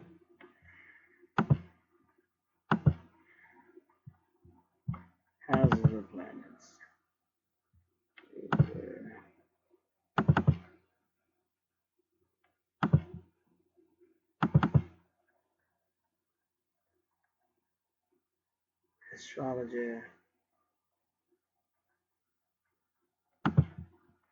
Life purpose, Lilith.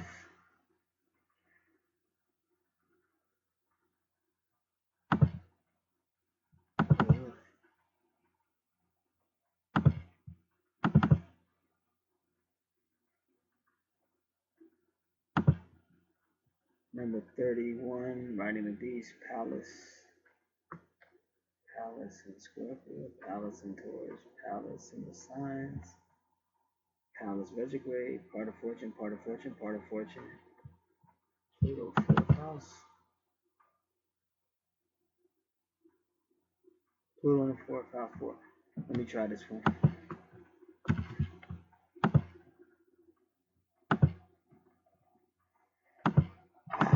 This is crazy.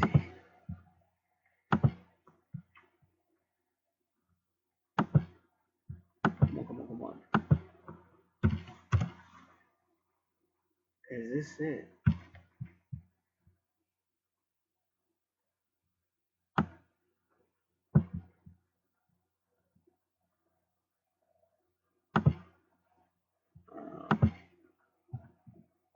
Pluto retrograde, sacred skies, Scorpio, 9th house.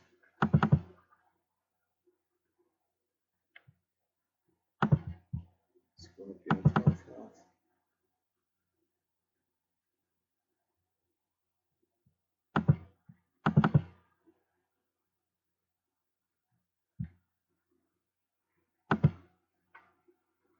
Taurus, 1st house. Taurus, 12th house. The 7th house, let me see. You already checked that out? That wasn't it. Uranus in the 10th house. My astrology book. Now, let me see if this is it. Nah, we already looked at that.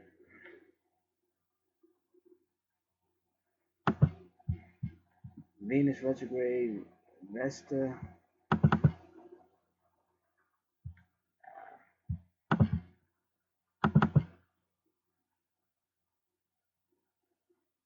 Bookmark astrology. Always astrology.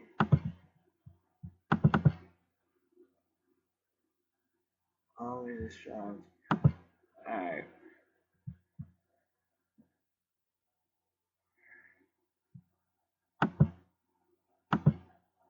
I'll be right with you. I'm just finishing this up. Like, I found this unbelievably awesome site. I don't know what the heck happened between me finding it and trying to save it. But that site was phenomenal.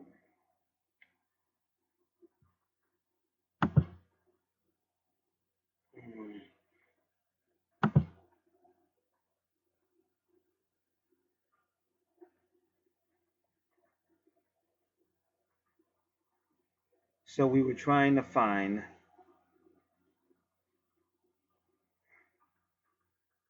Virgo in the 5th house.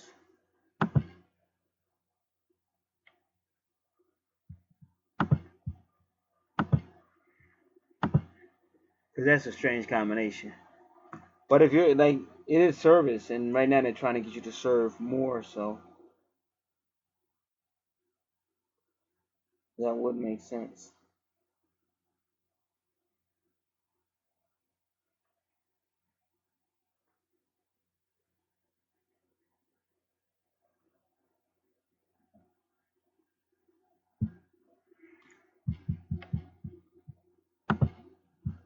Alright, so we're going to do it now. The planets in the, alright. Virgo in the 4th house.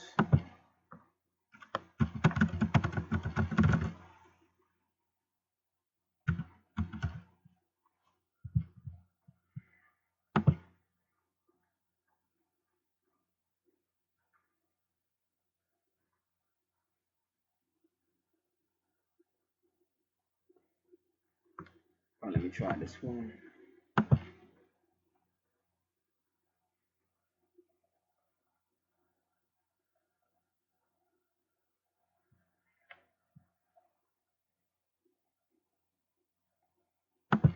I'm gonna do this. Alright, this is Astrology Club, Virgo in the 4th house. The foundation of your personal private persona and your life is your daily routine. Your day-to-day life is often planned so meticulously you may have a personal life or a household that runs like a Swiss watch, right on time and with every detail attended to. However, it may also make it very challenging for your family and the people closest to you to relate to you freely or easily. You may not make emotional connections with them easily because you are so focused on the tangible, practical operations of your everyday life and making sure they relate with you on your schedule or in the roles you have assigned them in everyday life.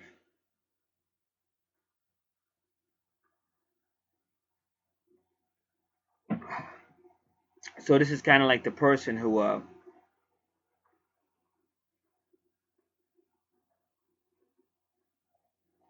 uh, can conquer the world but doesn't have time for their own kids or their own family because they're always running out the door and saving the world. This is where the teaching and the counseling service of Virgo can be demonstrated. The 4th house relating to the sign Cancer and its ruler the moon is the first house in the zodiac to involve to a significant degree the element of intuition.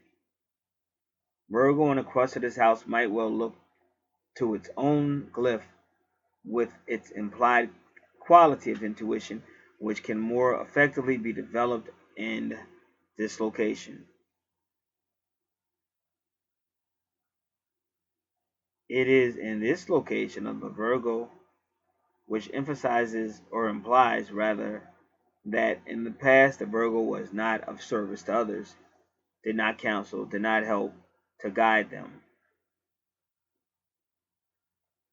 through the life, and one having Virgo on the crust of the 4th house will find that many people will constantly be turning to them for advice, for counseling, and even if the Virgo does not want to give it, at that time will find that he could very well easily be forced into situations in which this would be expected of them. And I just realized it's not Virgo on the 4th, it's Virgo in the 5th house. Give me a second. 1, 2, 3, 4. But I'm gonna try to tell it to you like this because this is what they're doing to you. You got Virgo in the 5th house, but Virgo, the 5th house is ruled by Leo, and you got Leo in your 4th house. So that advice I just read can apply to the energy because you're still dealing with Leo energy and dealing with the family. Because that's why they keep talking about Virgo. Virgo's about home too. Cancer's about family, 4th house, but Virgo's about the home as well. So give me a second. I want to save this. I just wish I could have found that site I had last night. That site was fabulous. These are good too, but that dude was real organized. I know somebody said you should take some notes from him. I'm usually not this bad, but I've been doing a lot. Let me see. Give me this Virgo in the houses. All right.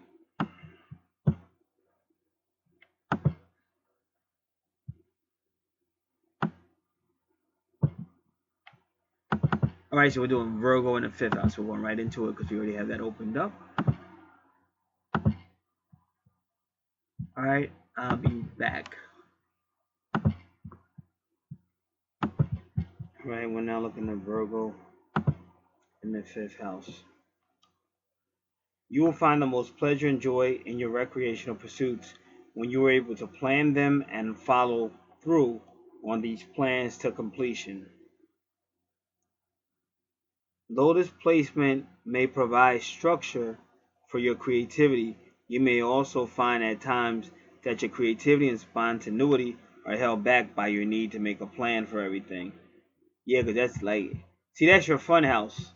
And Virgo can be very detail oriented and stuff and very analytical. So that kind of can mess up the fun in a way.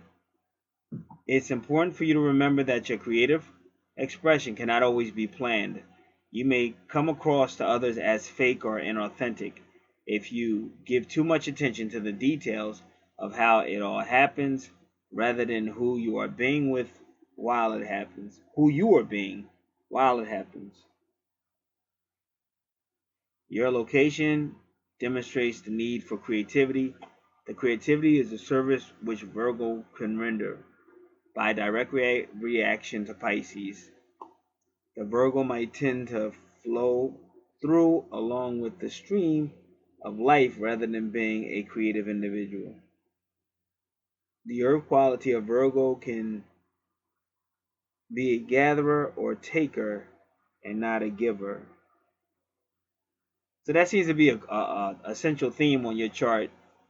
Like I think in this life you got to work on giving, not letting people take advantage of you, but just giving, because it just seems like you had a strong tendency to look out for self.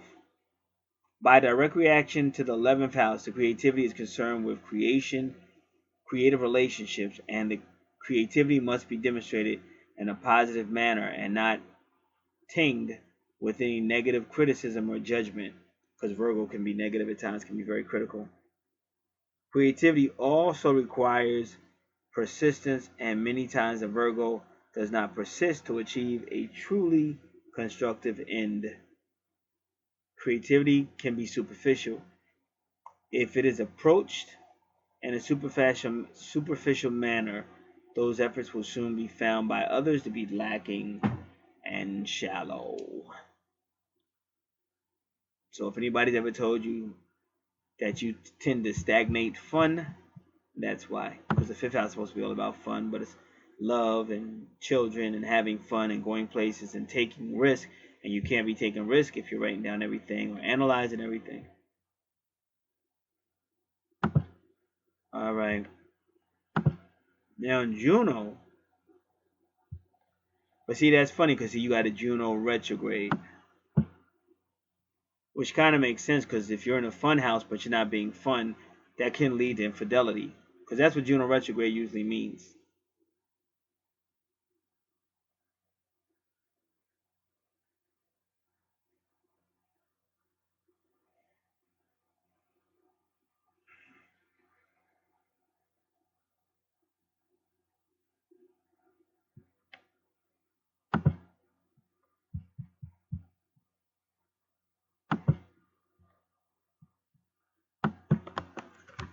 Juno retrograde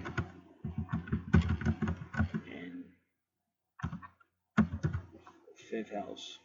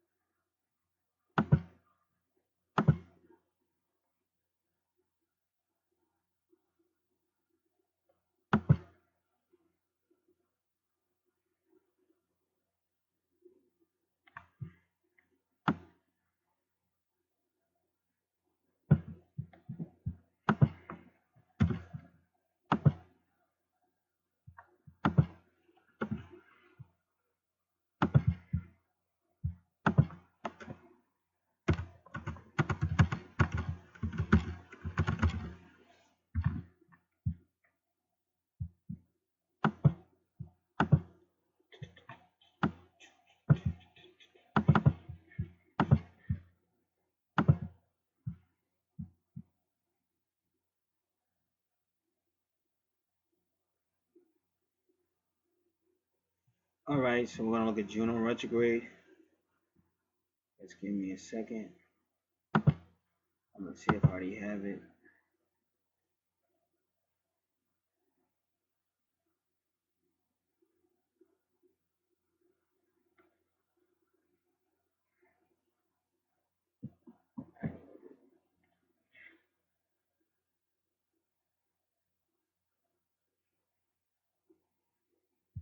Retrograde.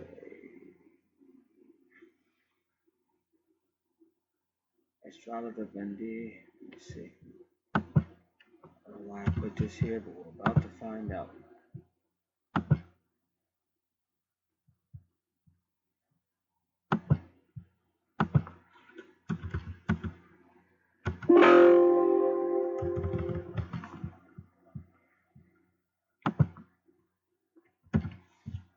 This is awesome. I found that dude I was looking for. Yeah. All right. We got it. Now I'm going to put this so I don't lose him again. We're going to definitely do this. I'm going to just put it awesome because that's what he is. Awesome. All right.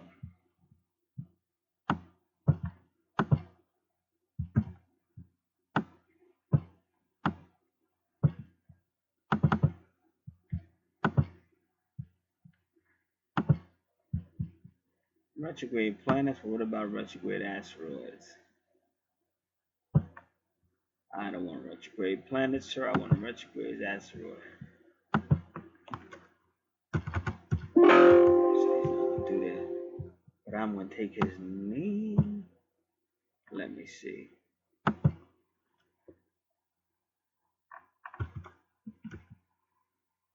Entity.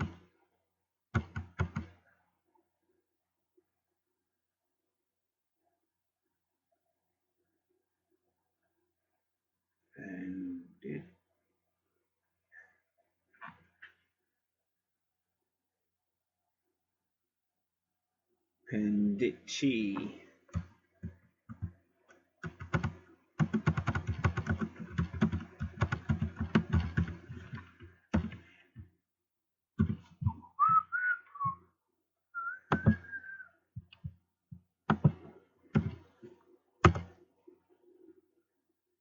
See, it says retrograde planet sections, but he doesn't deal with them. Okay, but this one does.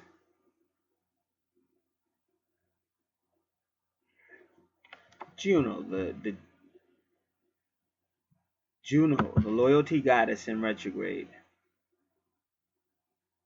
But it's a block spot, so we'll see what happens. Let me just do this.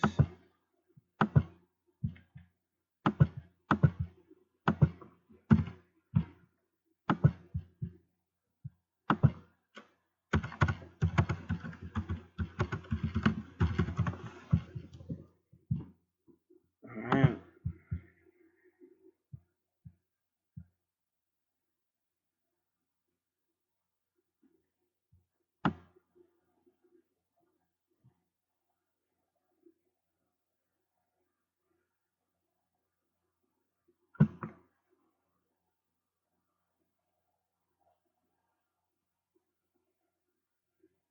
Say Juno is a goddess of loyalty, the consort. When she is strong in the birth chart and hovers around the 7th or 8th houses, the person will be looking for a committed relationship, sometimes to a fault.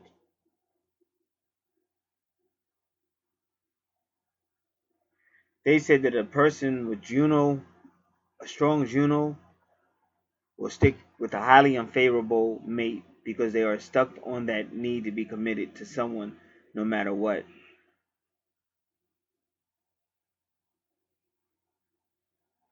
When Juno, see, she says Juno in a Juno retrograde in a relationship is means you're finding fault with the relationship, but it can also mean infidelity. I already know that. They want to tear down and analyze what isn't making us tick. So yeah, you're gonna have relationship issues because you got that Virgo there. You're tearing down, and you got Juno retrograde. And even if a dude's trying to, you're like that woman I was talking about last night. You're on a dinner. You're trying to make it nice, and she's just sitting there saying what she doesn't like or what. Even if she's not saying it to you, because a retrograde can be internal, but she's got this totally different view. Like you might say the music was nice, it was a nice restaurant, it was expensive, blah blah blah, and you're thinking you did the right thing, but she's thinking this ain't right, that ain't right, I don't like that, this wasn't fully cooked, I don't like, and she's just spazzing out, and that's no fun, and that's my sign Leo. and you're making the lion cry. To this person, I want to tear down and analyze what isn't working.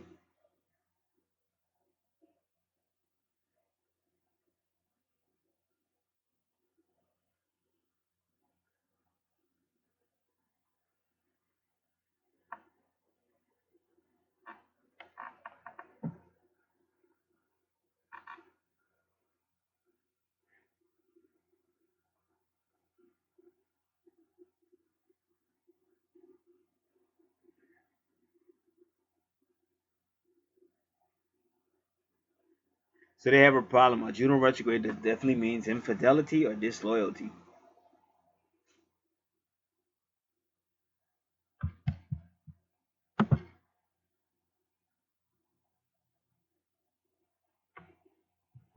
So there you have it.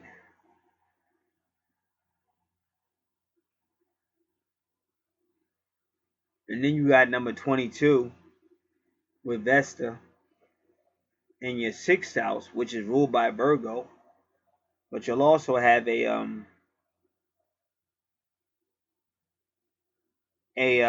unique meeting there. So in your sixth house, that has to do with is ruled by Virgo, has to do with service, health, home, young ones. If you have a business or an employer, your subordinates. If you work at a job, subordinates, or people, your coworkers, I should say. If you work at a job.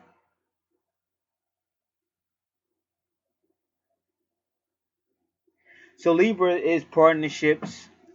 It can be relationships. It's signing contracts. So that could even employ. You might have some type of contracts with any type of service. You might have a contracts, any type of service.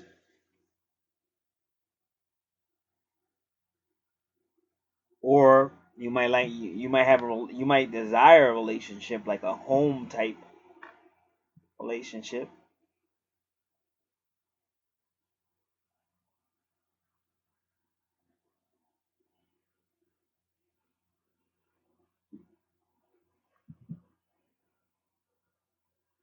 This is at 22 to twin flames. So again, in this house, you would have some type of significant meeting or a significant event, and it seems to imply something that have to do with legal. And legal can also be law. So I hope your ass wasn't locked up. No, I'm just joking. Everybody calm down. Libra can be law, karma. I already said my yacht. Scales of justice. Now Vesta is the high priestess.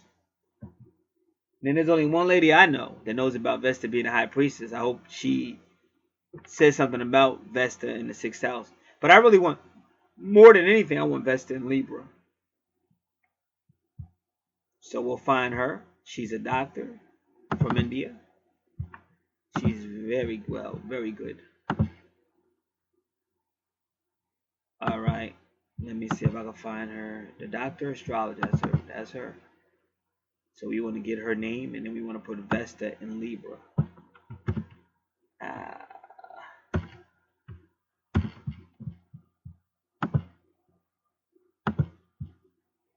Give me a second.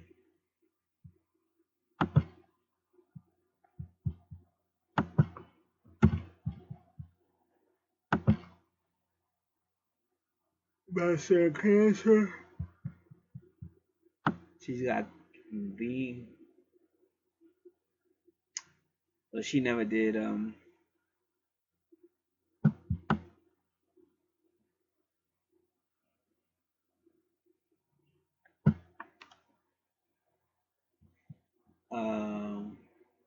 yeah, she never did.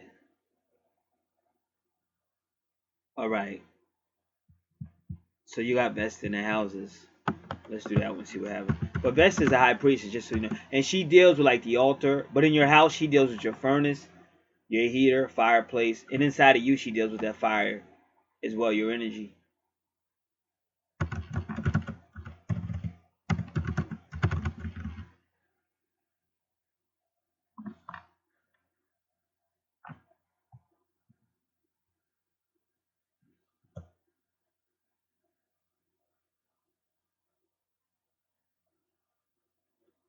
All right, I gotta find it really quick.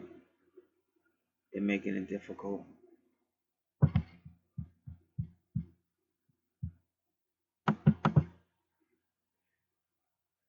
Asteroid, 12th house asteroid, retrograde also.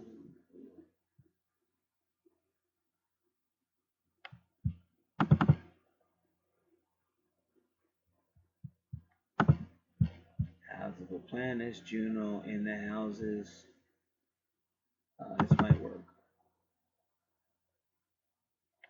Juno in the houses. Star sign style. This should work. Star sign style. Vesta. Should have did more.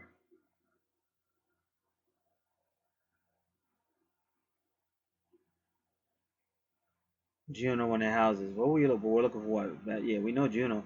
Well, let's just see if she gives us Vesta. If you give us Juno, you should give us Vesta. But unfortunately, it don't seem like she views it the same way as I do. Come on, girl.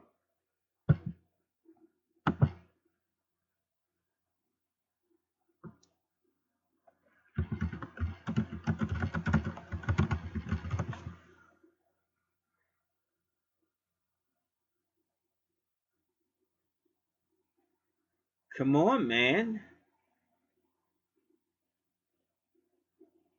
I think it did it. Nope, it said try again.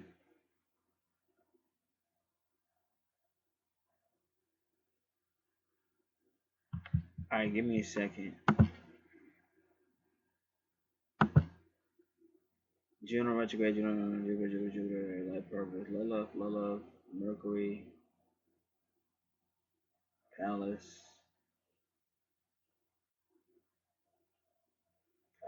and signs. Alright, let me see this one.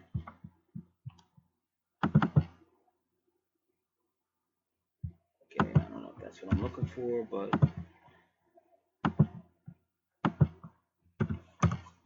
come on. Alright, I think I got close. Okay, Pallas and the signs. But now, if they had a search command,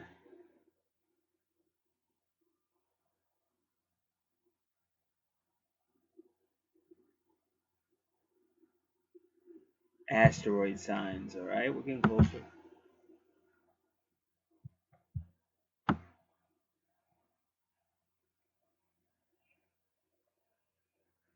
Keras,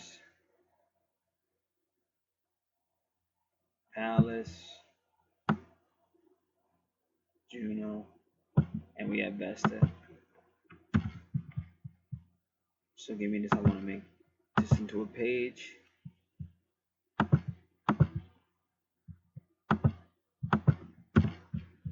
Asteroids and the signs. Asteroids and the signs.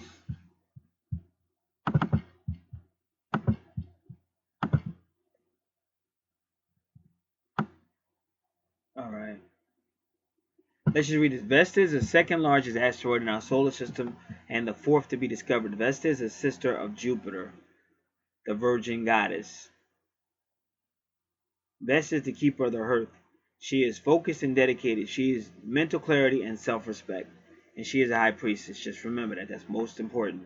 Vesta brings out of your purest potential and essence into being.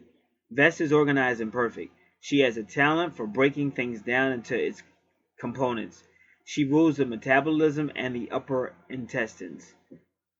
And that's your metabolism connection with your fire.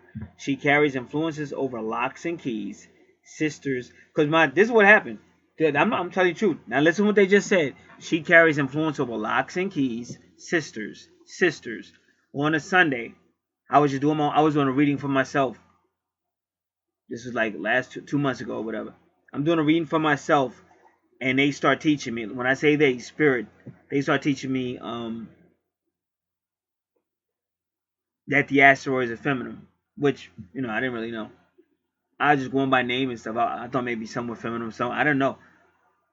And all of a sudden, at the same time they're teaching me Vesta, who deals with your house heater and furnace and fireplace, any fire stuff, anything that keeps you warm in your house, and also the fire within you. Our furnace, our heater started acting up, started smoking, wouldn't work, and the people here, of course, was tripping out. But I knew, because I've been doing this so long, I knew it was a message. But I still didn't know the depth. But I knew it was my sister doing it, because my sister does a lot of stuff, and she's a Virgo and stuff. When I be, if I ask a question about the home, I'll get my answer in Virgo. And then she's a Virgo, but she's rest in peace, no longer with us. Not in the physical body anyway. So we called to have his service, but it was a Sunday, so it's like, well, tomorrow the guy will come. But the guy who came to service it was my sister used to be obsessed with this dude when we were teenagers, so he came. So that's how I know it was her, and then he couldn't find nothing wrong with it, because I know it was a message, a confirmation.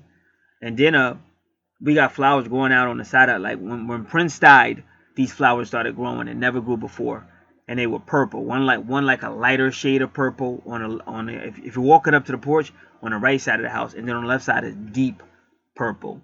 So I said to the person who planted those flowers. She said, I don't know. And that's how I know it was my sister, because they didn't grow there after Prince died. Because my sister used to be up here yelling. The same room I'm in used to be yelling, Prince. She'd be going crazy because she was obsessed with Prince. So it tells you Vesta connects with sisters, but Vesta also connects with the family, just so you know, because you got a lot of family stuff going on with you. It might be family ancestors, but no matter what house Vesta's in, she connects with the family. So if you ever have any type of weird stuff going on with your furnace, your heater, or your fireplace, it may be your Vesta. Even your car engine could be anything with heat, spark plugs, anything. So security, investments, insurance, and inheritance. She is the epitome of the home and family, just like I told you. Ritual, chastity, and sexuality and devotion, because she's a high priestess. Her negative aspects include insecurity, lack of focus, promiscuity, segregation, secret societies, and family troubles. There may be a fear of sex or intimacy, as well as an invalidation of self. Denial can be a big aspect when she is negative. So when they're saying she's negative, talking about when she's retrograde. Now, is your Vesta retrograde? No, it is not. So Vesta's trying to Vesta's trying to get you in a relationship, because your Juno is gonna be messing things up between your Virgo criticizing somebody trying to take you out, and you got the nerve to be talking shit. Typical female, typical. So Vesta's gonna try to straighten you out so you can get in that relationship, because you're gonna have a significant meeting. And take it from me, look at me. I always wanted this woman. I always had an idea. I was always faithful to one woman because I'm a Leo and we're loyal. And by the time this woman popped up, that it was my twin flame, but I didn't know it. By that time, I didn't want nothing to do with her or any other female, because I had become about the business. I was sick of my sun sign Leo, and I was listening to my moon sign Capricorn. And it turned out that she was my twin flame. So that's what they're trying to tell you on your chart. Be easy. Vesta's trying to get you in a relationship. Don't listen to your fifth house. Messing up everybody's fun, criticizing everything, overanalyzing everything, being all negative, somebody trying to take you and be nice to you. Don't do it. If you did it before, you better repent.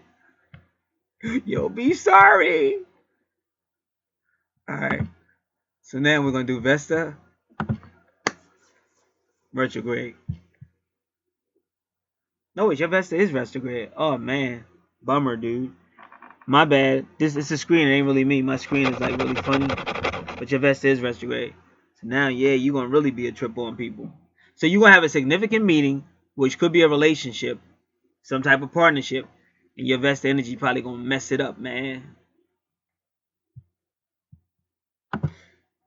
All right. If you haven't done it already,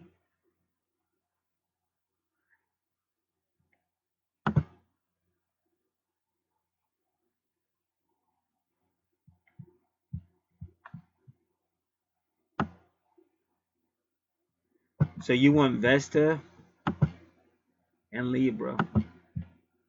So whatever I say, she's going to almost do the opposite of it, just to let you know.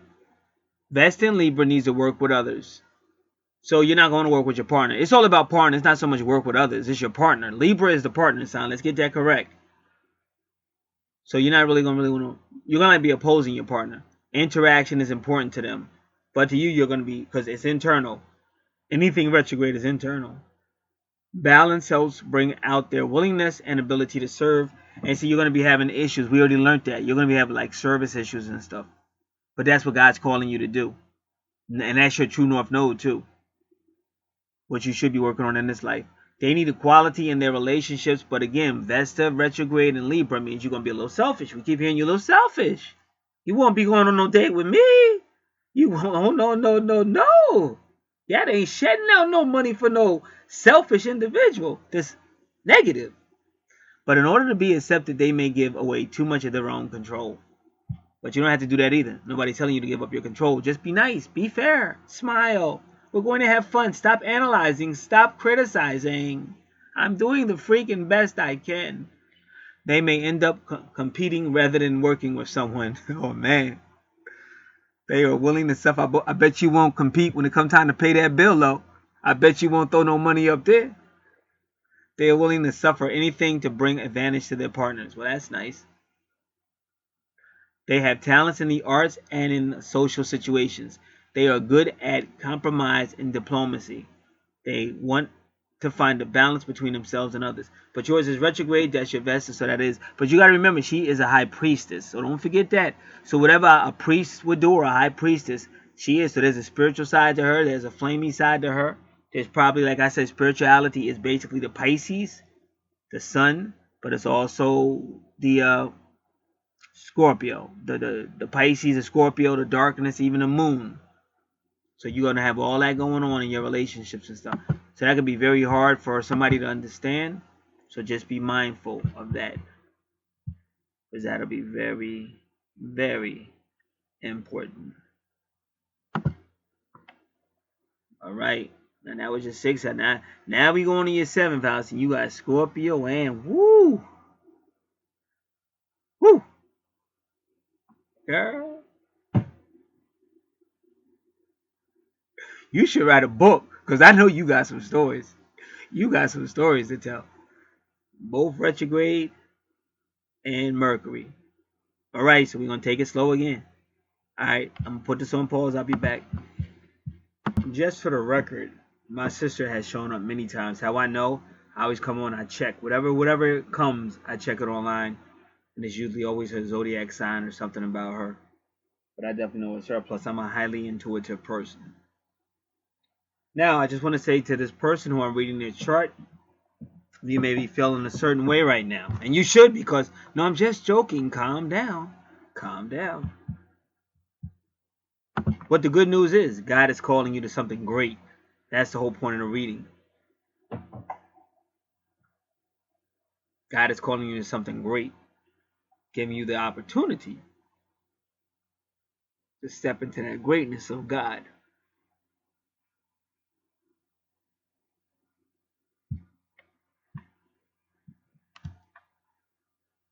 One, two, three, four, five, six, seven. 7th house is your relationship house.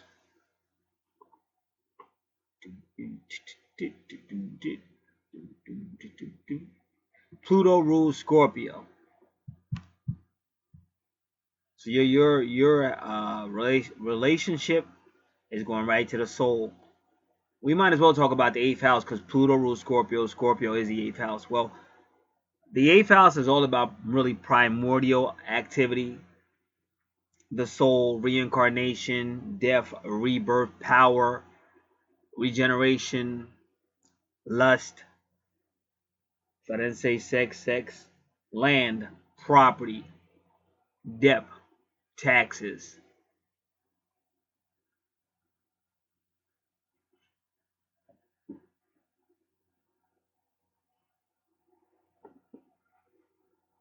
Animals, secrets,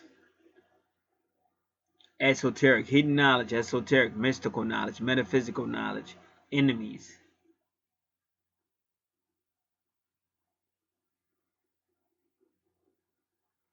The inner you, the dark side.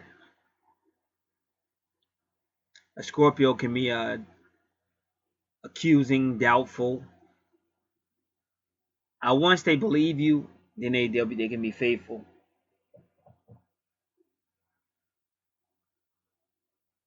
That must have been when I got that voice. It was like, tell her, make sure she gets a pen and paper and reads, because she ain't going to be driving us crazy. My mama, my two sisters, very high-strung black women, I've already been driven crazy, and I don't feel like going back. So God is calling you to some greatness, but you will have concerns in your relationships because of these reasons. But we can always change. Now, first thing we're going to do is Pluto.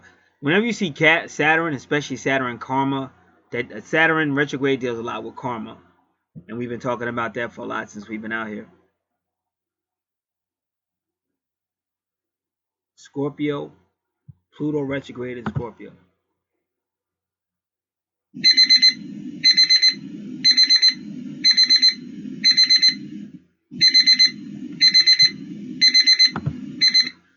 Sorry, y'all, that was my alarm because I got something on the burner. Don't want to burn the house down. The roof is on fire. Then I'll be on the street. Alright, give me one moment. The heck is this? Nah, because I did something like a long time ago, and they just telling me now? What kind of crap is that? Hold up, y'all.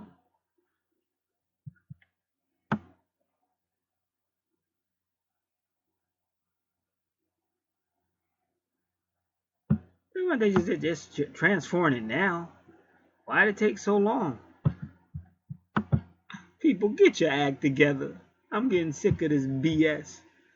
I'm going to put this on pause. I'll be right back, and then we're going to wrap it up. Wrap it up on this one. Then we go into the next chart. All right. Give me a moment.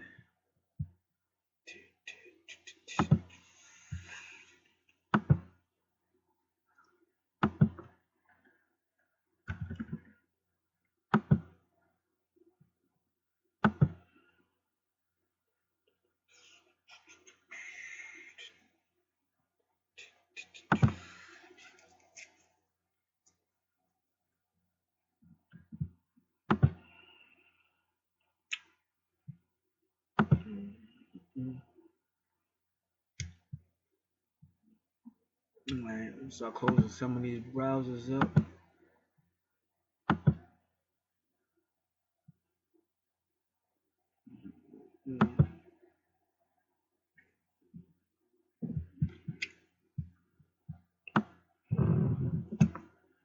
We're going to do Saturn retrograde first. Saturn retrograde in Scorpio.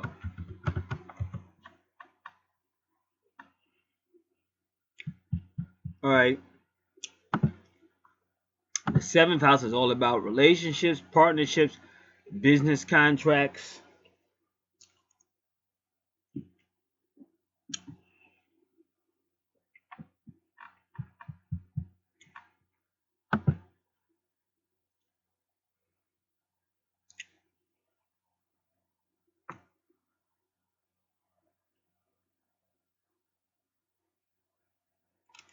Alright, we're going to use Lynn Coiner.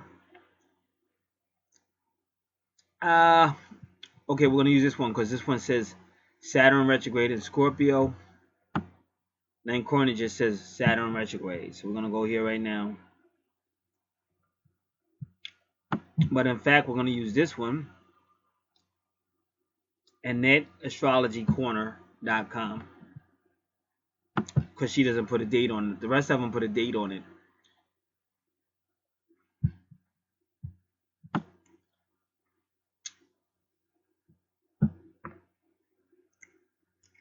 Saturn, the planet of karma, is going to be moving into Scorpio.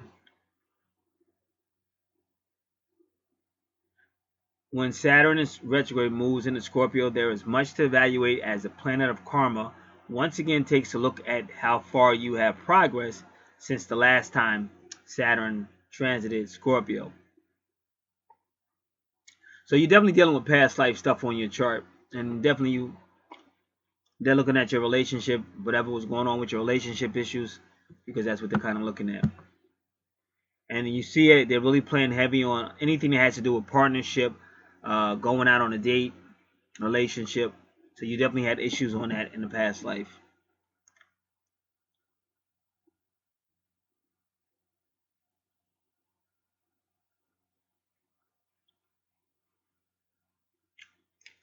Saturn retrograde in Scorpio asks you to dig deep within your soul and address all of your limiting behaviors that you tend to avoid on a day-to-day basis.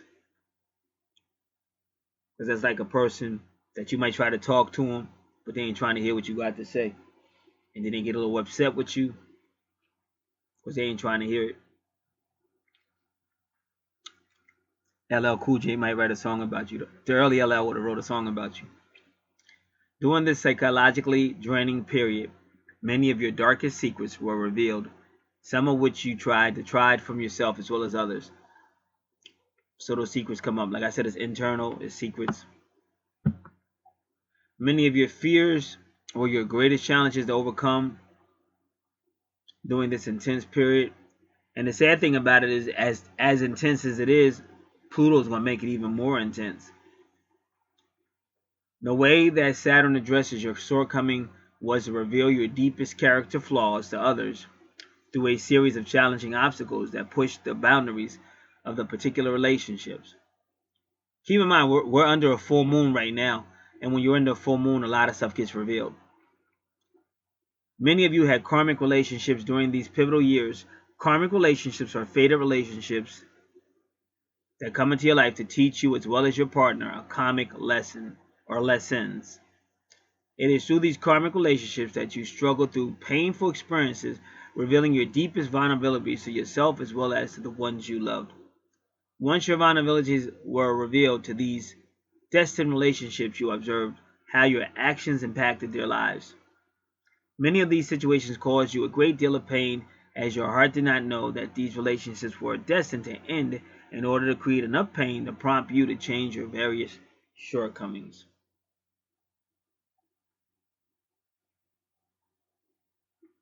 You may experience tremendous loss.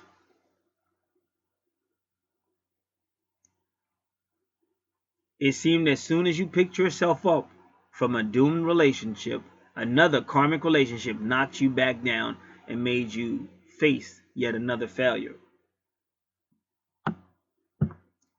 During the same time that Saturn was retrograde in Scorpio, it starts talking about Pluto or Uranus, but that's not on your chart, so we're not going to talk about that.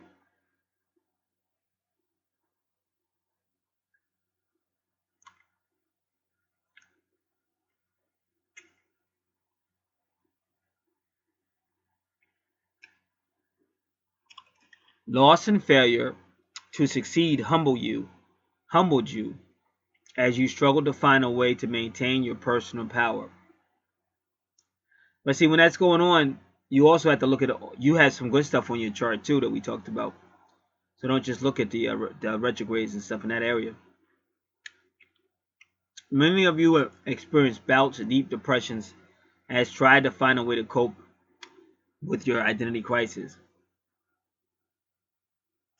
You may have a problem with some type of addiction or obsession, because that's another Scorpio thing too, and retrogrades can push it. With all that Pluto Scorpio stuff going on, then the karma. But see, when people do that, you only bring more karma. Like you say, fuck it, I'm gonna go out and get drunk, or if I'm just gonna sleep with anybody. You only bring more bad karma your way, especially with Saturn. You gotta be real careful, because people need people, so you don't want to be effing around in your seventh house.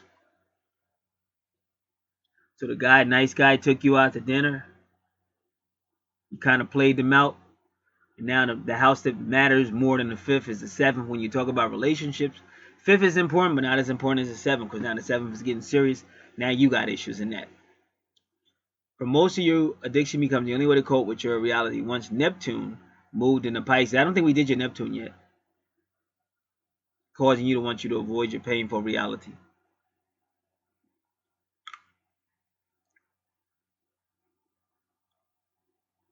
They said a person like this may try to live in fantasy world, just not talking about their problems, not getting no help, nothing. For most of you, addiction, codependency, depression, and failure became something that you begin to accept as your reality. And that's sad. That's why we never really have to stalk a person, and it can get that way if we're not sure of stuff. That's why I'm glad I do this stuff, because it kind of healed me.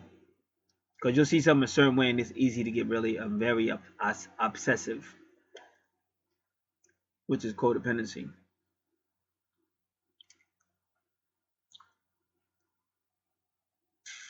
Saturn retrograde in Scorpio pulled out every skeleton in your closet and forced you, as well as others, to see you for who you were and not the illusion that you had created for others to see. And they keep talking about Neptune and Pisces, but I'm not going to talk about that now until we get there to Neptune or Pisces. All right. So that's basically it. Karma's coming to beat that ass.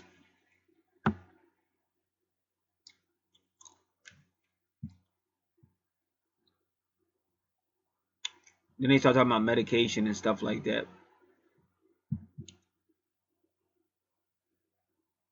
Because they say people like that will try to get medication. They'll try to do anything not to address the seventh house with the retrogrades.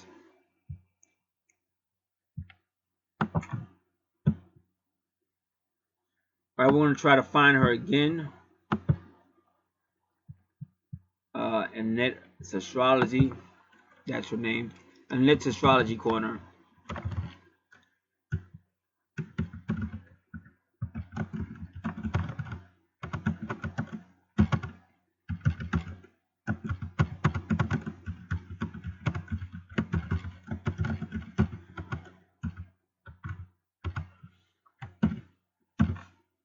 All right, give me a moment. Why are they talking about Kurt Cobain? Give me a second. Gotta check out some quick news, baby. Cause you've got to stay in touch with what's going on out there.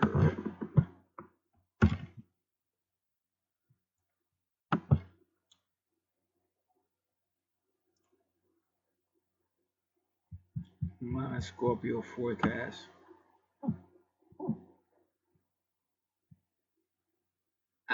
Come on.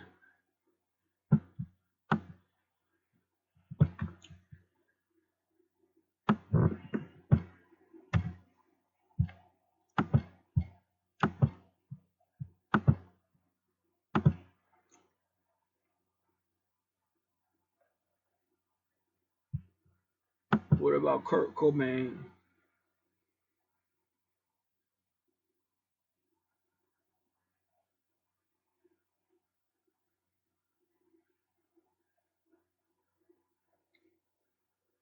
It's not really about Kurt Cobain. It's about Courtney Love, and she's talking about her daughter Frances, and she says Frances has Kurt Cobain's sick humor. All right. Chance the Rapper. Chance the Rapper battles Nick Cannon on Wild and Out. I'm probably going to check that out in a little bit.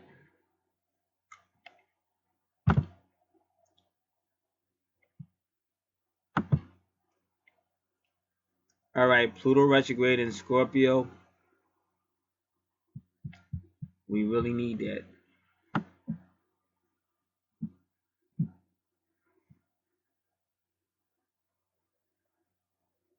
Wow. It says Pluto retrograde in Scorpio in the 7th house. And that's exactly what's going on.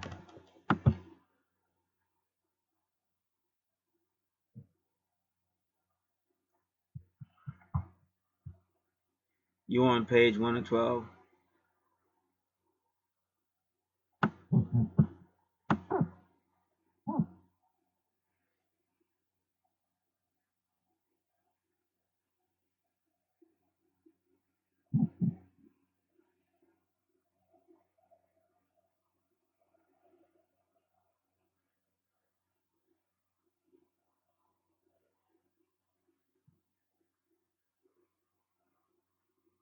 Scorpio in the 7th cross. They don't really. It's like it's really like it's not. It's a forum. Everybody's giving an opinion, and you really want somebody who's really a professional. You don't just want anybody talking about their experience. But this one is very serious, so you just gotta bear with me.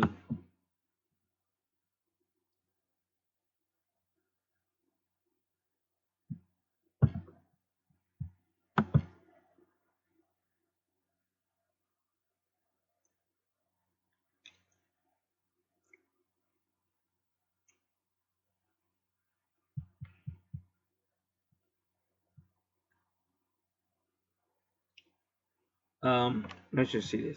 This one's www.women.com, and they're talking about this. This is gonna be crazy. I just want to know if they have what I'm looking for, because I'm not leaving. This is like one of the most.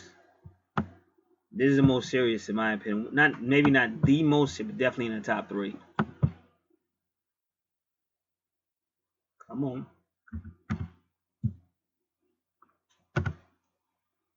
Here you go. But they said 3rd house. Can we get it in the 4th house?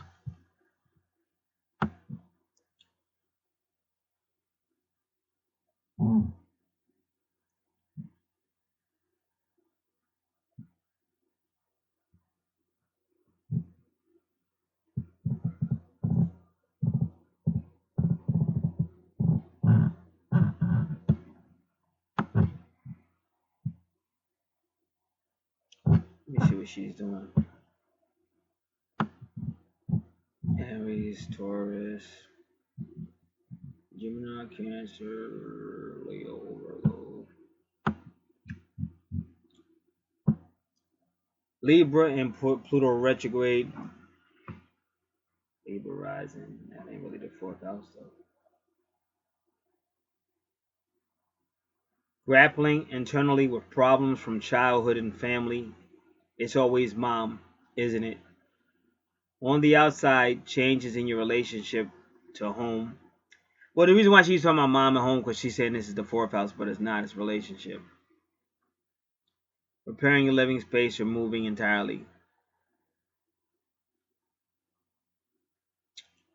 It's well-known fact that Libra is the most sensitive sign. Libras are emotional, calm, with an eye for aesthetic. Unfortunately, the cosmic changes might influence their calmness and instability. They might adapt behaviors that are very unusual for them, which will be a trigger for further trouble and conflicting situations. Watch over your love life. Libras are great lovers and romantic souls. However, be sure to protect your relationships with your significant others in the next 6 months. Not what I'm looking for. Okay.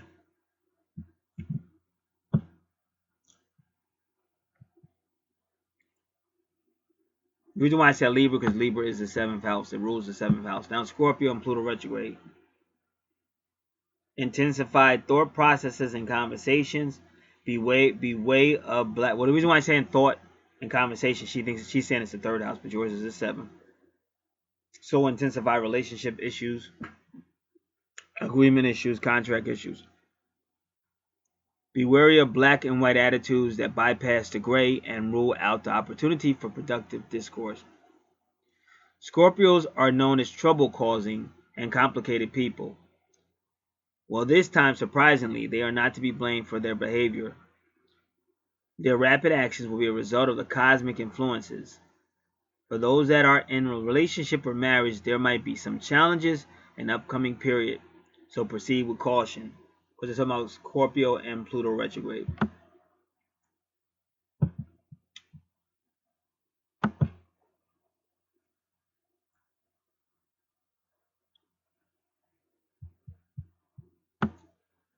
And again, I'm not leaving just yet.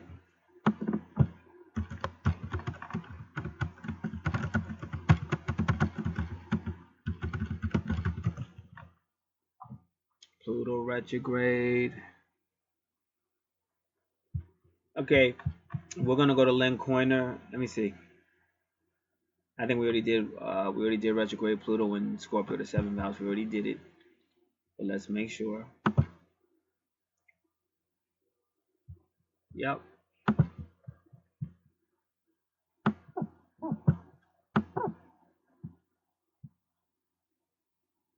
Retrograde in natal chart. Let me just check this out.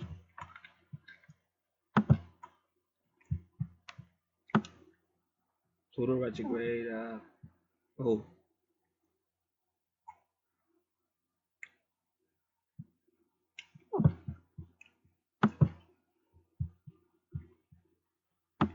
One says Pluto retrograde is, and especially in Scorpio's intensity, it could mean violence, but not necessarily, but it could mean it.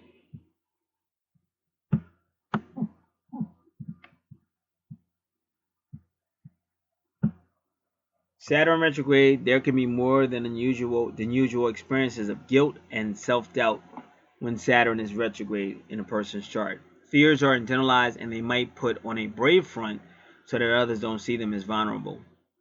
There can also be a strong fear of letting others down or not filling their responsibility. Essentially, making poor choices. Sometimes a child who is not very disciplined or orderly. In some ways, having Saturn retrograde in a chart tends to function much like a strong Uranus, where the native is uncomfortable with an overly orderly or disciplined life. People born with Saturn retrograde might feel especially anxious and nervous when they're in a situation that calls for protocol, etiquette, or specific sets of standards and rules.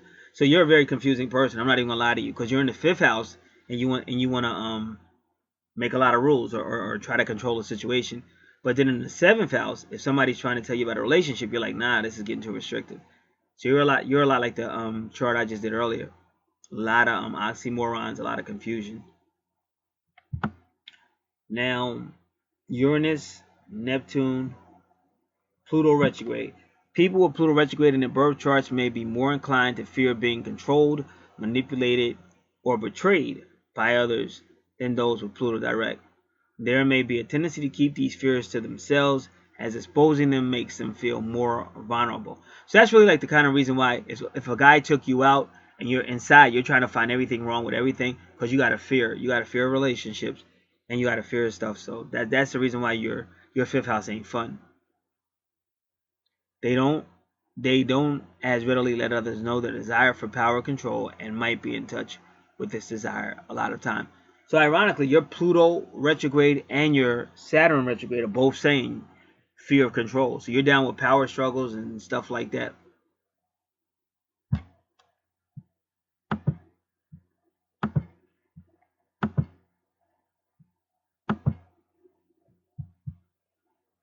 All right.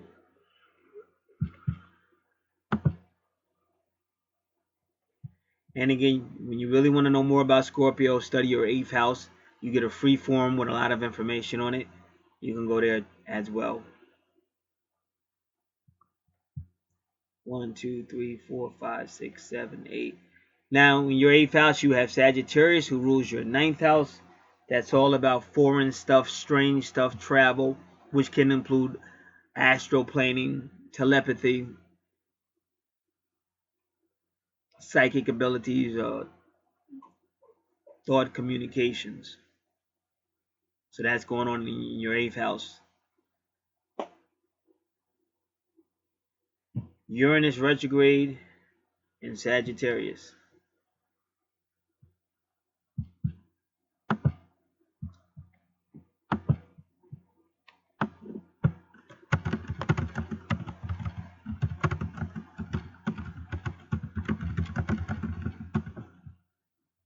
Uranus retrograde in Sagittarius.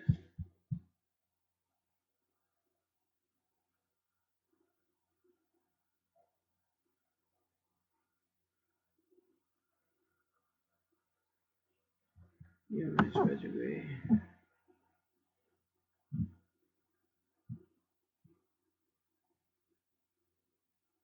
So we're gonna try it. This one just says Uranus in Sagittarius, but you really want it retrograde. It says Uranus in Sagittarius is strong on intuition. They are gifted with visions, precognitive dreams, and imaginations. Their premonitions may be uncanny. If they develop these gifts, it will serve them well. They may be attracted to practices They may be attracted to practice the occult arts, but you have to be careful because it's retrograde, which means a lot of that stuff you might be off on it because you got a retrograde, which means you really have to slow down and check it. Try to get clarity. Also, Uranus is very independent, but if Uranus is retrograde, it's going to go internal.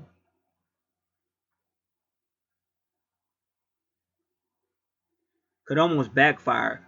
You might even actually become codependent because Uranus is very independent. But if it's retrograde, you may go codependent. Or your response, like you may overreact as well. To fight for your independence, you may really overreact for it. Person with Uranus and Sagittarius may be very religious and have a good understanding of educational theory. They may want to help humanity as a whole. They like to travel and learn from their new surroundings. They can be very eccentric or erratic in behavior. They may hold their own opinions on the law and religion. They could be rebellious in nature, and this may lead them to legal troubles. They may only see their side of the story, being oblivious to everyone else. They enjoy shocking people by what they say or do. They are adventurous and seek independence. Science, Uranus loves science. Sagittarius, Uranus loves science and philosophy. They love to keep abreast of the latest discoveries. They don't like conventional thinking. They like to start anew. They are not afraid to put themselves in danger to seek knowledge. They love to be free and say what they want to and go where they wish.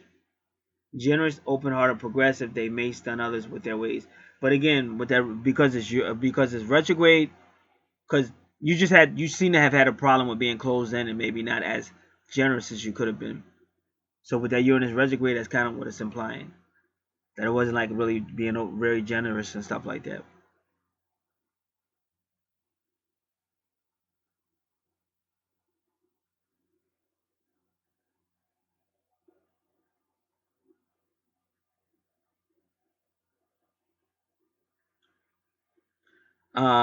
Sagittarius Uranus is very direct and open to trying new things, but if it's retrograde, you may not be as open and may keep it inside. You may not be direct.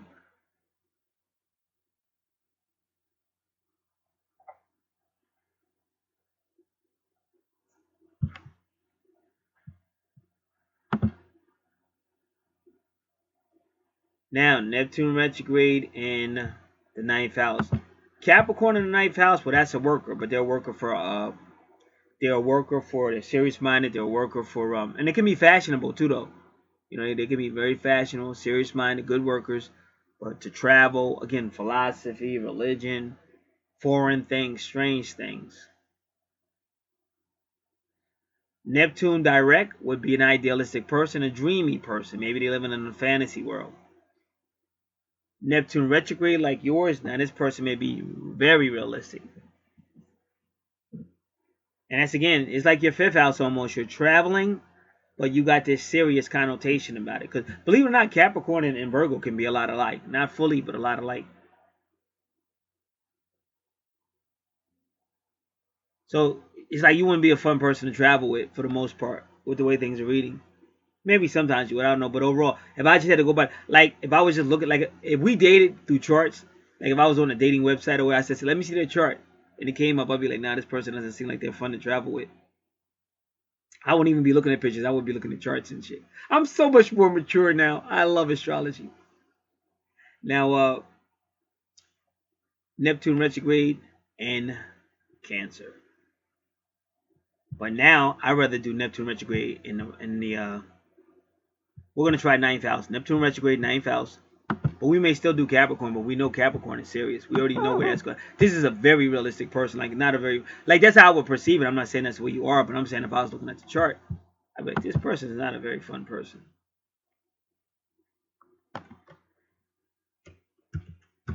Neptune retrograde. And they just did it. It just did it again. Neptune retrograde in Sagittarius. Let's check it out. Because Sagittarius rules the ninth house. Retrograde is a natal chart. Saturn retrograde.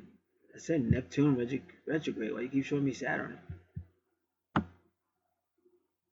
So I really don't like this. They don't want to do this stuff. Like they don't want to Neptune retrograde in Sagittarius.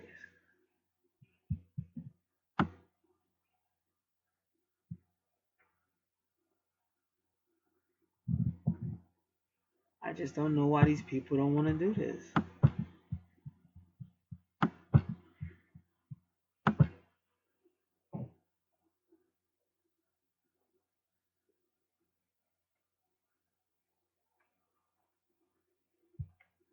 Retrogrades in the natal horoscope.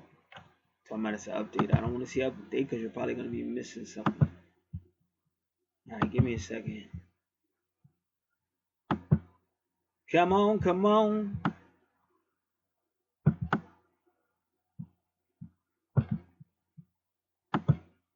Retrogrades and natal charts updates.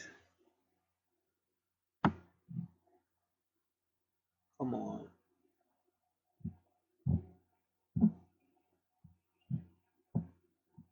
I don't like the way that looks. Get out of here. Oh man, did I just lose the other one? Alright, y'all. I'm starting to get pissed off. No, because it just closed. Neptune retrograde. Here we go again. Neptune retrograde. Okay, Lynn, we did you. Where's the other one?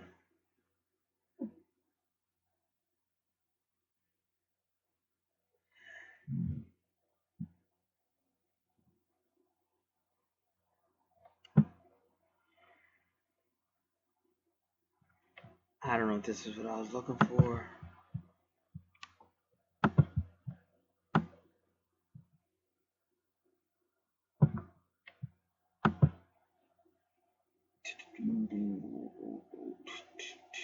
Alright, I think that's what I was looking for. Glad I got it back. Yep, that's the one I was looking for.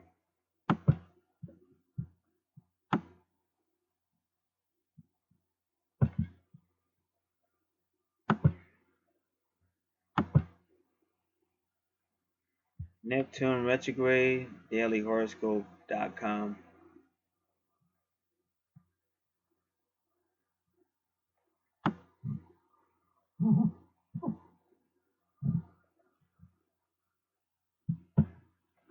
Alright, I'm going to try to. This thing might not let me do it. It's already looking funny.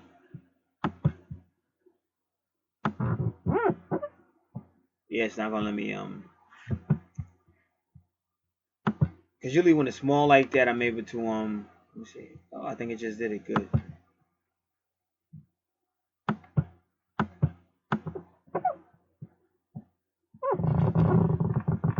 I'm able to copy it and put it on a document so I can make it larger. So I'm not sitting here squinting my eyes.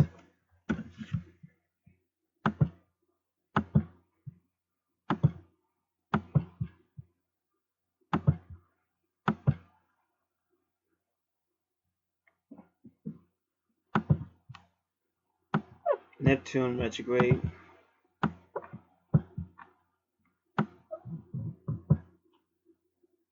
It'll be in retrograde from June 16th to November 22nd, 2017. Ironically, John F. Kennedy was shot on November 22nd.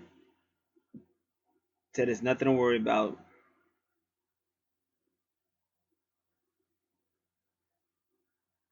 So it says Neptune retrograde means it's time to get real.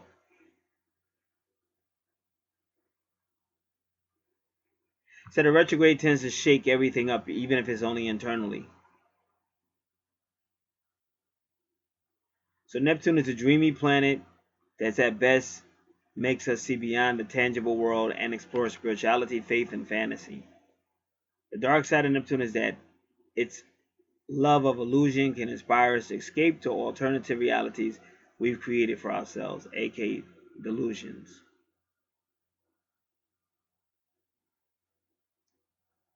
Now, if you're a spiritual person, you got to be careful because a lot of people could accuse me of that. I'll tell you right now. But I'm proving everything I say, though. So if God calls you and puts you somewhere, but you can prove what's going on, can prove it, then you're cool, you're good.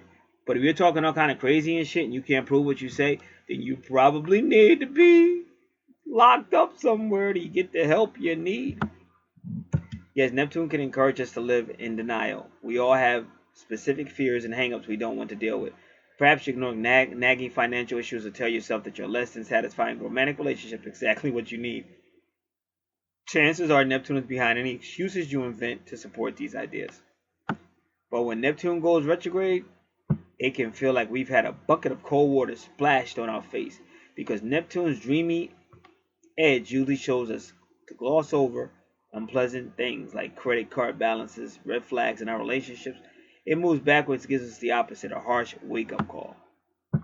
Another way to think about this catalytic cosmic event, Neptune direct allows us to keep external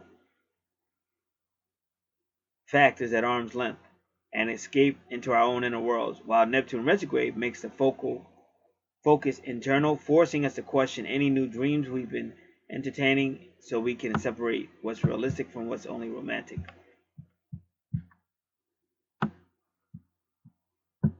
For instance, let's say you've been in a committed relationship for many years and it's grown stale and feels less like passion, more like a habit.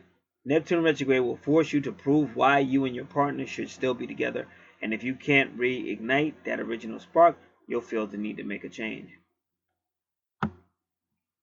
Alternative, let's say you recently went head over heels for someone you've known only a few months, but who you're convinced is your soulmate, and the two of you have decided to move in together. When Dreamy Neptune throws the lights on, you'll have to ask practical questions like, how well do I know this person? Am I truly prepared to merge my daily routine with theirs? What's my backup plan if this doesn't work out? Of course, only you can truly answer these questions for yourself. And the beauty of Neptune retrograde is that it puts the pressure on reevaluate. Once you think long and hard, you'll either realize you were fooling yourself or that you're onto something that feels right. Neptune retrograde gives you pause for thought. So that's what it does. It makes you a realist. Um,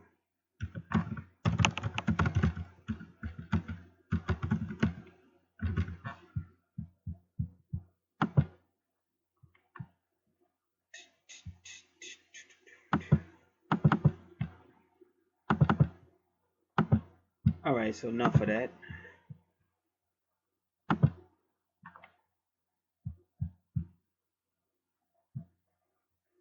Enough of that.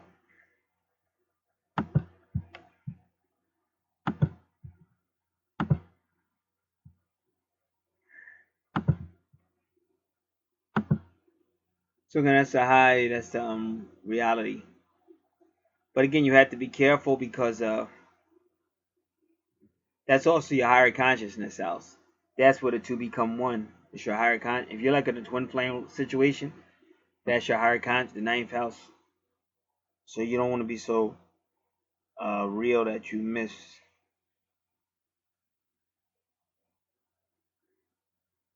the whole thing with love and all that stuff. Now just to double check. 1, 2, 3, 4, 5, 6, 7, 8, 9, 10. So your 10th house is exactly what the medium Coeli. You'll make a lot of money in your 10th house, and your 10th house has you being some type of an Aquarius person is a person that takes information or whatever and fixes it such a way, prepares it such a way that they can use it to benefit other people, like to benefit the people around them, the community around them. So that is your career, and you'll make money in it. Your 11th house is friends and associations. Of course, Pisces. Why? Because you're going to be some type of spiritual teacher or something like that. But again, with Neptune being retrograde, it takes me out. Like when you go in a church and they're real, they're spiritual, but they're very realistic. And sometimes that's not really good for spirituality because people like to be idealistic. And when you're encouraging faith, sometimes you got to get a little dreamy. If you're really going to encourage faith, you got to get dreamy. We already did your 12th house. That will conclude the first chart. Now we're going into the second house. We already read what the first house is. We're not going to read it again. But it is about that personality. This personality is a thinker, multitasker, likes communication, deals with what you say, younger education, deals with siblings. Now they have a problem nurturing. They have a problem nurturing because Curious is a nurturer. So this person has a problem nurturing. When you go to the second house, the money house, it's going to be about family. And they lose money in the second house, and they have a healing problem. So they have some type of family or higher educational or land and property, real estate, or a heart situation, or vehicle situation, but it causes them to actually lose money, or possibly this person just doesn't believe in luck, but it still has something to do with the family. So they got some type of family issue that's going on that's costing them to lose money, and it's not really healing. It's not really healing either. Now, the third house, which is the communication house, we already said the thought house, but the third house is a lot like the fifth house. So he really, and he has that in his subconscious. He really wants to love. He wants to communicate. He's a leader. He wants to be romantic. He wants to travel. He wants to be fun and take risks.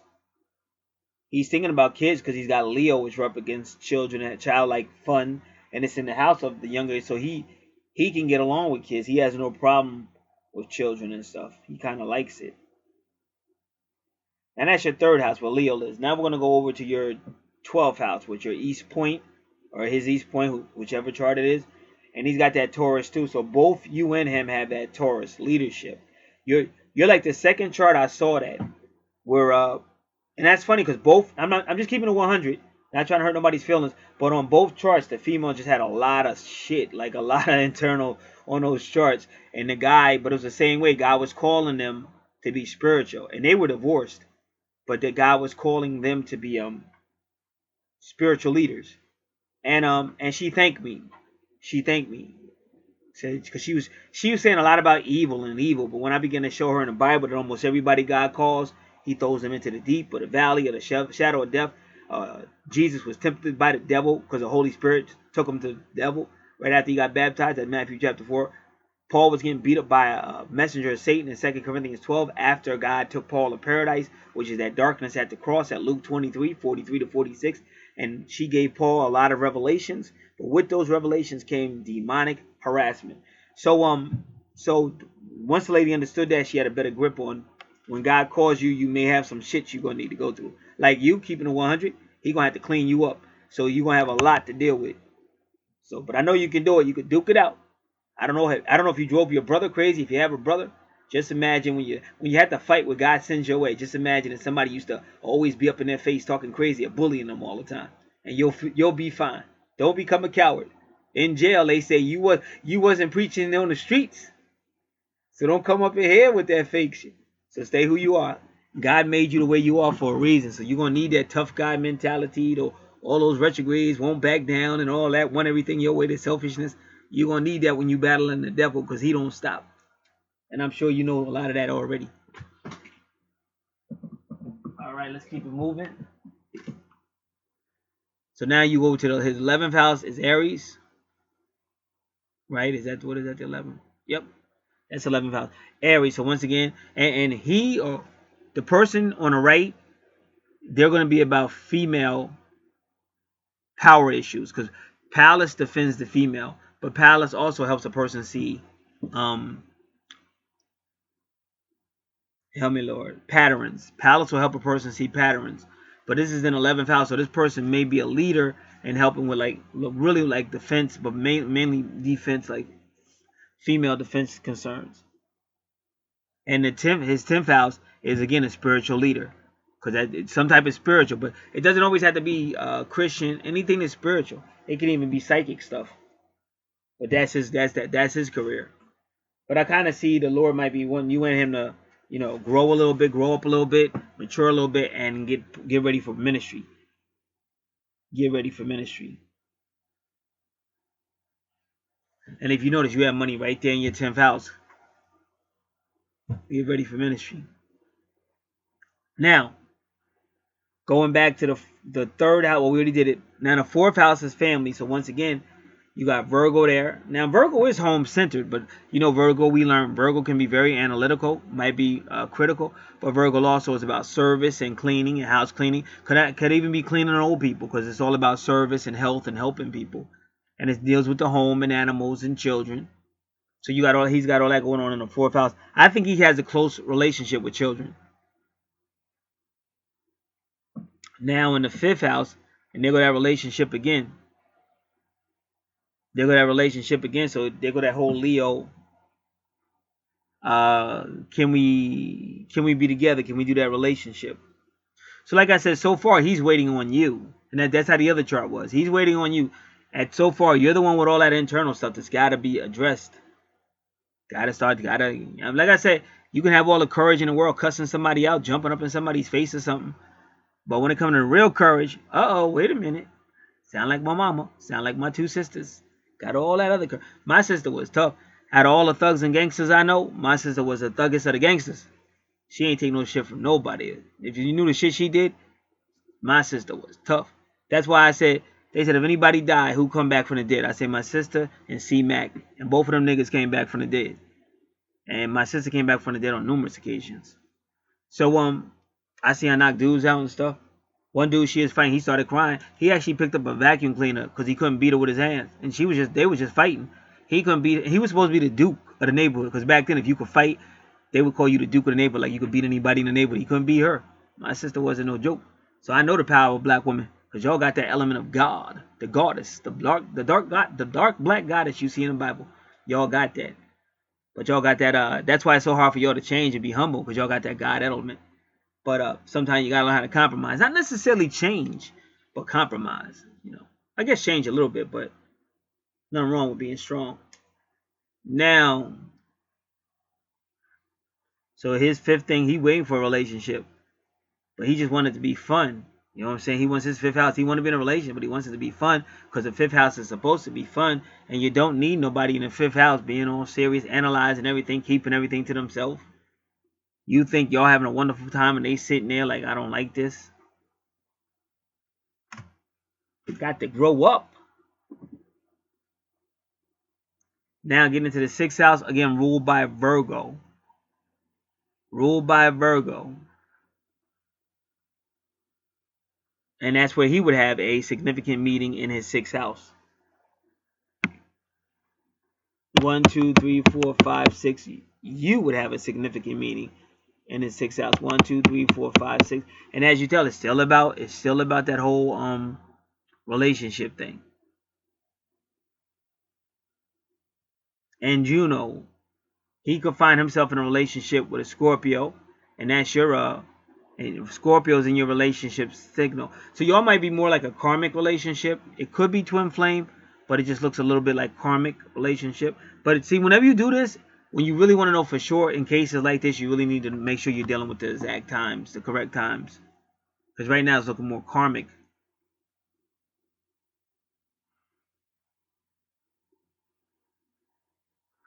All right. So we know what the eighth house is about. And he's a true Scorpio because Pluto rules Scorpio. So he's got a lot of deep stuff going on. Power, transformation, but same stuff, sexual stuff, doubting. And this is all in the service in the home area. Doubting, but power, but also freaky sex, expansion as power. Because when you start seeing like Scorpio, and see, he could have like some type of service business or a cleaning business. He could, and he would also be like the executive. Because when you see Scorpio and Pluto, that could be like a powerful position, executive or something like that. Even with Lilith.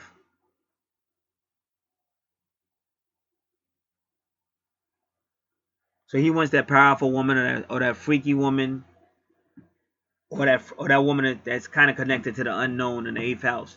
And again, Scorpio and Pluto are going to be about money, karma, debt, all that stuff that's in the 8th house.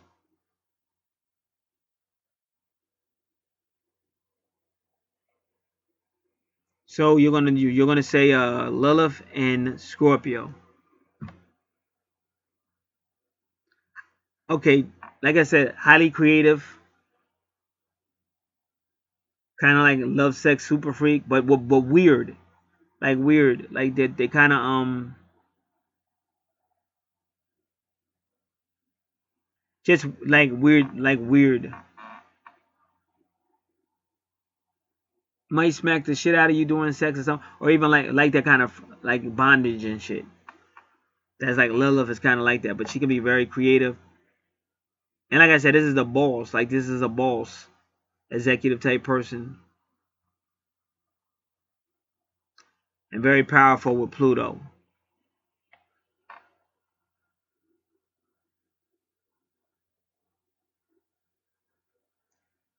One, two, three, four, five, six. So the 7th house, you see right away, Sagittarius. He likes to travel, has intensity.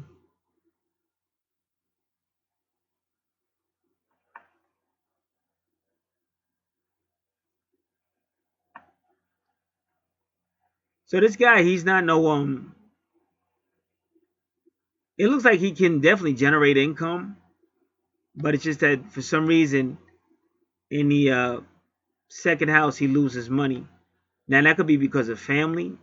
That could be because he's got loans, like school loans he's got to pay back because he's losing money.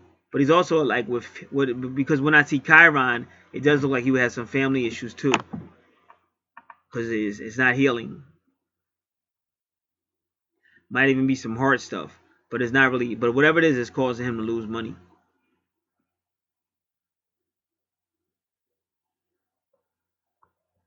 But he is a worker in the 8th house. And the 8th house, like I said, it can be anything supernatural, but it can also be anything with debt, real estate, insurance, banking. So it looks like he's a worker. And to be honest, he's got Neptune there, he's got Saturn. So he's dealing with, and he's a true Capricorn too, because Saturn rules Capricorn. So he's dealing with karma. Even number 17 is karma.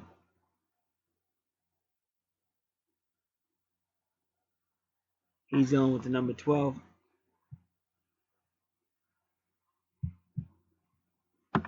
Dealing with the number 12. So let me just look it up.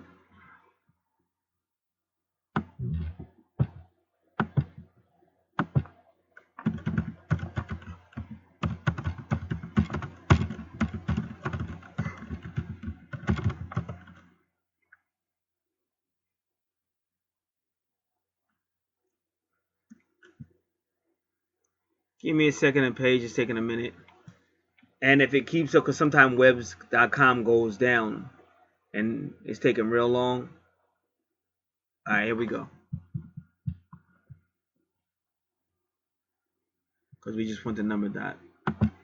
This is prophecylastdays.webs.com. When you get there, you see the More tab. Put your cursor over the More. It opens up the natal numerology or something like that. That's what you want. The last one at the bottom. All right, now you got to open up your find command. And you want the number 12. Twin souls united after the struggle. Twin souls, let me see. That's it. Twin souls united after the struggle. Because if you notice, you got 12, 12. Because you got karma, and then you got 12, 12. Karma is 17. So this is just karma. So he is a worker. And to me, it looks like he's generating some type of income. He's somewhat idealistic.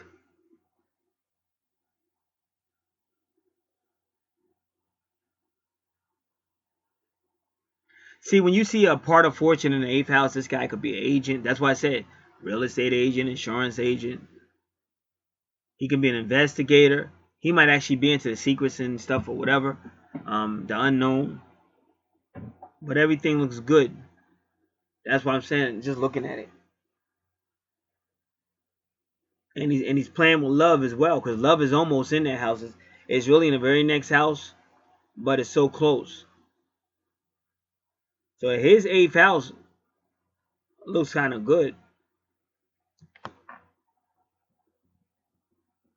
The only situation he has really is that he's got a Mercury situation going on. And Mercury rules Gemini.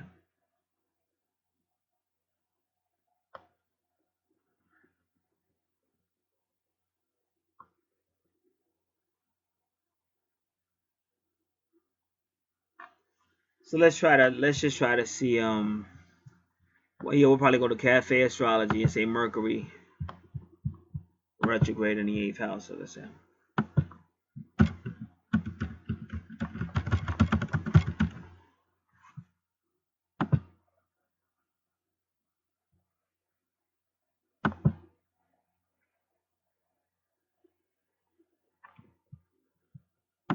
And they just wrote this. Okay.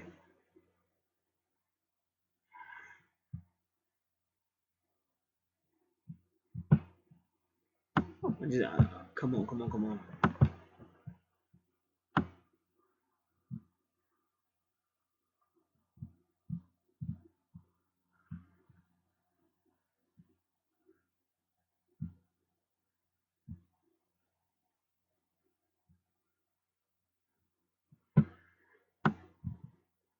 That's not gonna give me the answer I'm really looking for.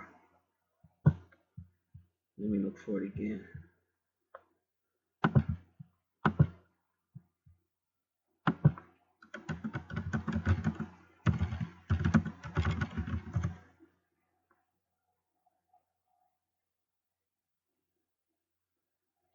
Let's try this one.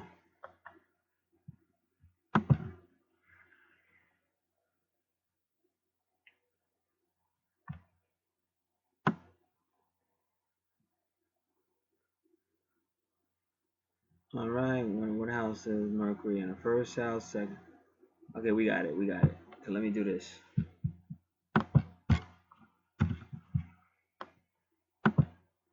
Come on. Come on.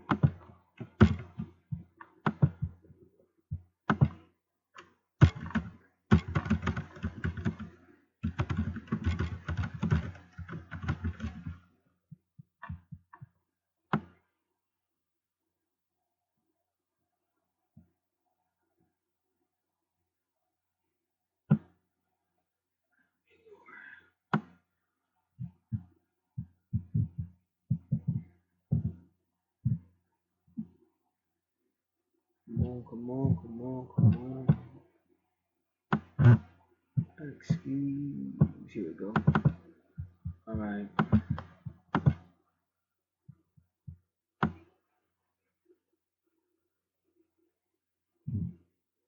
So right now we're dealing with what? 8th house. Mercury direct. I'm gonna stop it. Mercury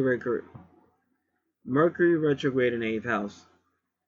If you can spend the next 3 weeks redeploying your depths and relocating resources, you will not regret it. In fact, it may simply be necessary to pick up loose ends and take a second look at whether you are unnecessarily overextended. With a little tweaking, you could be sitting in the catbird seat, but you'll need to test the wind to get some height. Pick up assets you've neglected or forgotten about, and you'll have what you need. Make new friends, but keep the old ones. One is silver, the other gold, in ways you hadn't really thought about. So cafe astrology is just associating it with finances, but 8th house is way more than just finances and depth and all that stuff.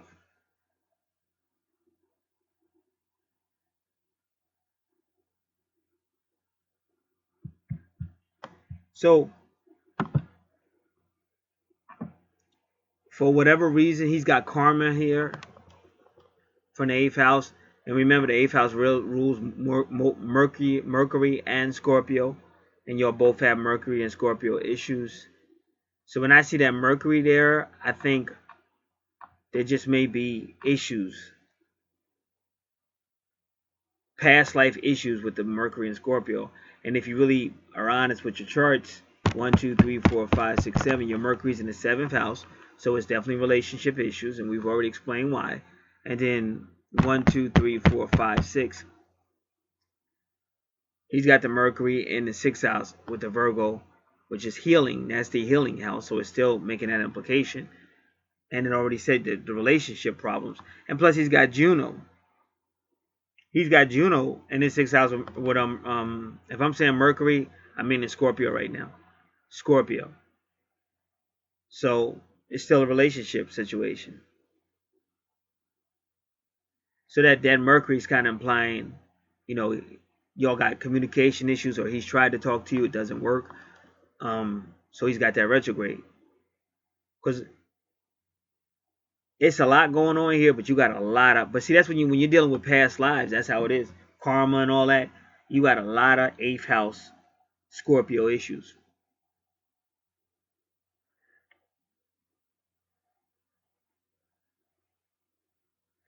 Now his true north node, that's what he should be working on in this life, is a person who enlightens other people, helps out the community and stuff like that. But see, that's not his 10th house. Whenever medium quality is in your 9th house, usually that sign represents this person, his mentor. It can represent your twin, but not always. But it represents your mentor, somebody who's supposed to be there to inspire and encourage you.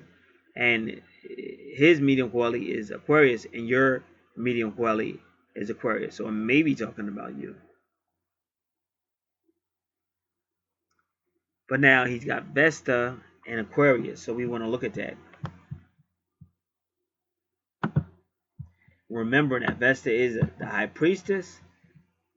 In a lot of ways, she represents the family, and she represents the furnace in people's houses, the heater, the fireplace, but also the energy in the person itself.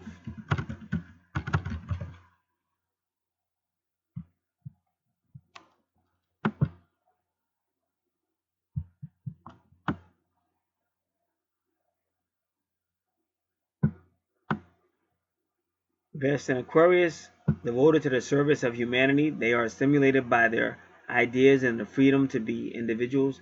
They work well with groups. Yeah, because you can see his 11th house. As long as they share the same ideas, they are friendly and open.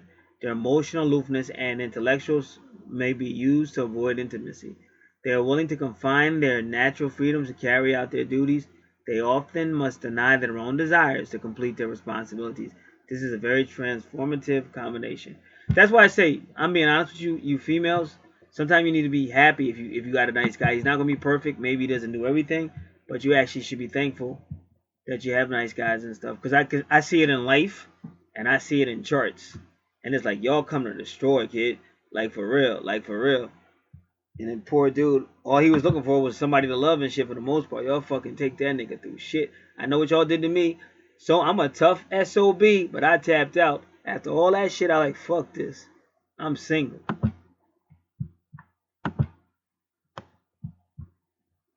So sometimes we got to get out of how we feel and get out of our feelings and whatever we going through, and we got to learn how to just work with things. And if we mess up, be humble enough to say, messed up or whatever. But all that internal, woo, that internal, I call it baggage. And believe me, I understand the history. I know slavery messed us up and all that, but you still got to take accountability. I never blame my father for nothing I did. He drank, I drank, but I drank because I wanted to, not because my daddy drank. I didn't blame my father for no violence that he did. Take responsibility of one's life.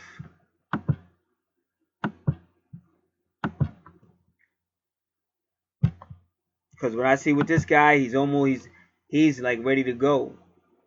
Like he won the relationship. He wants to help people, so he's ready to go.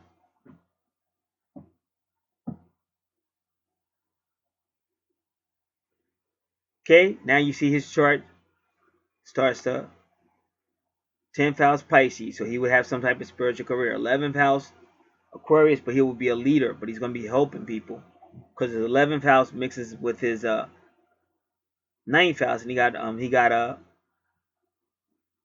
Virgo, right? He's got Venus right there, but it's kind of bordering his 8th house. So he's got that Aquarius stuff going on. He's got that Scorpio stuff going on in the 8th house, but he's also got Neptune Pisces, so he's got that spiritual stuff going on.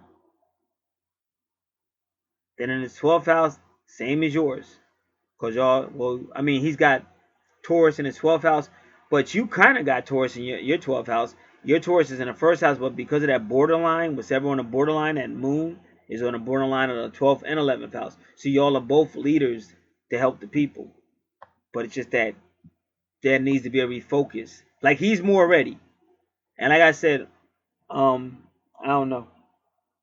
I don't mean to minimize, but all of us been through some shit. That's why I just can't go for that. Oh, it's a female, let it slide shit, because I know what y'all could do. I watch what y'all could do.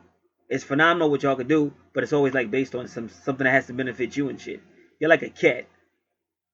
A dog will come around like roo, roo, roo, roo. A dog wants hugs and shit like that. But when a cat come around, a cat's looking at everything.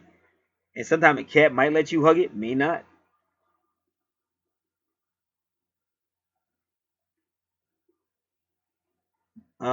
Just depending on how they feel. So that's why I can't really go like my mom's a little old lady. She had something over the weekend. She had an event on Saturday. She had an event on Sunday. My mother's a little old lady. I seen my mother go to this event, got very little sleep, was up in New York all morning long, didn't come through the door till like 9:30 at night, and she got this major event early in the morning the next day.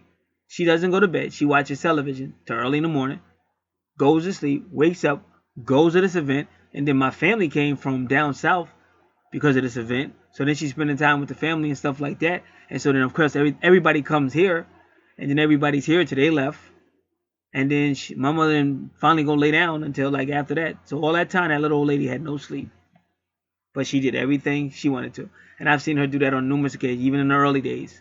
So these are, you can do whatever you want, but you just choose, you pick and choose. Now, when it's something internal, oh, so for some reason, y'all got a problem with internal. But y'all love that external stuff, the makeup, everything. You love the external stuff. Going outside the house and looking lovely when you know you need to be cleaning inside the house as well. That's a fact. Not all of y'all, but a lot of y'all. So when we do these natal charts, they kind of show you what's really going on. And if we stay in denial, this is what happens. We miss God's calling. And we hold back this guy that's just trying to be with us or whatever. You hold him back from his calling. So that's what you need to start. Start to go external. People need you. That man needs you. Don't be so internal. It can't always be about you all the time.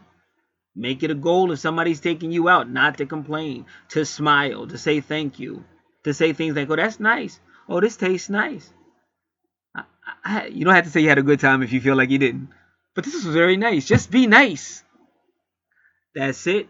If anybody else is interested in any of these services you see out here on this channel, Archangel Revelations and Prophecy 444 natal charts, it doesn't have to be twin flames. It could become compatibility charts. Also, some people just have one chart. So, well, tell me about my life with the one chart. We do it that way. Do the angel card readings. We do just about everything. People just tend to think it's all about twin flames, but we do everything. We also have a list of our services what we offer. You can request that list. We also give you some of the ideas what we do in the description box, and all the contact information is there. Again, take advantage of it while the prices are low like they are, and while we offer a lot of services, because we may change. I may not do this too much longer. Who knows? It all depends on what God has me to do. So take advantage of it while you can now, before it's gone. God bless.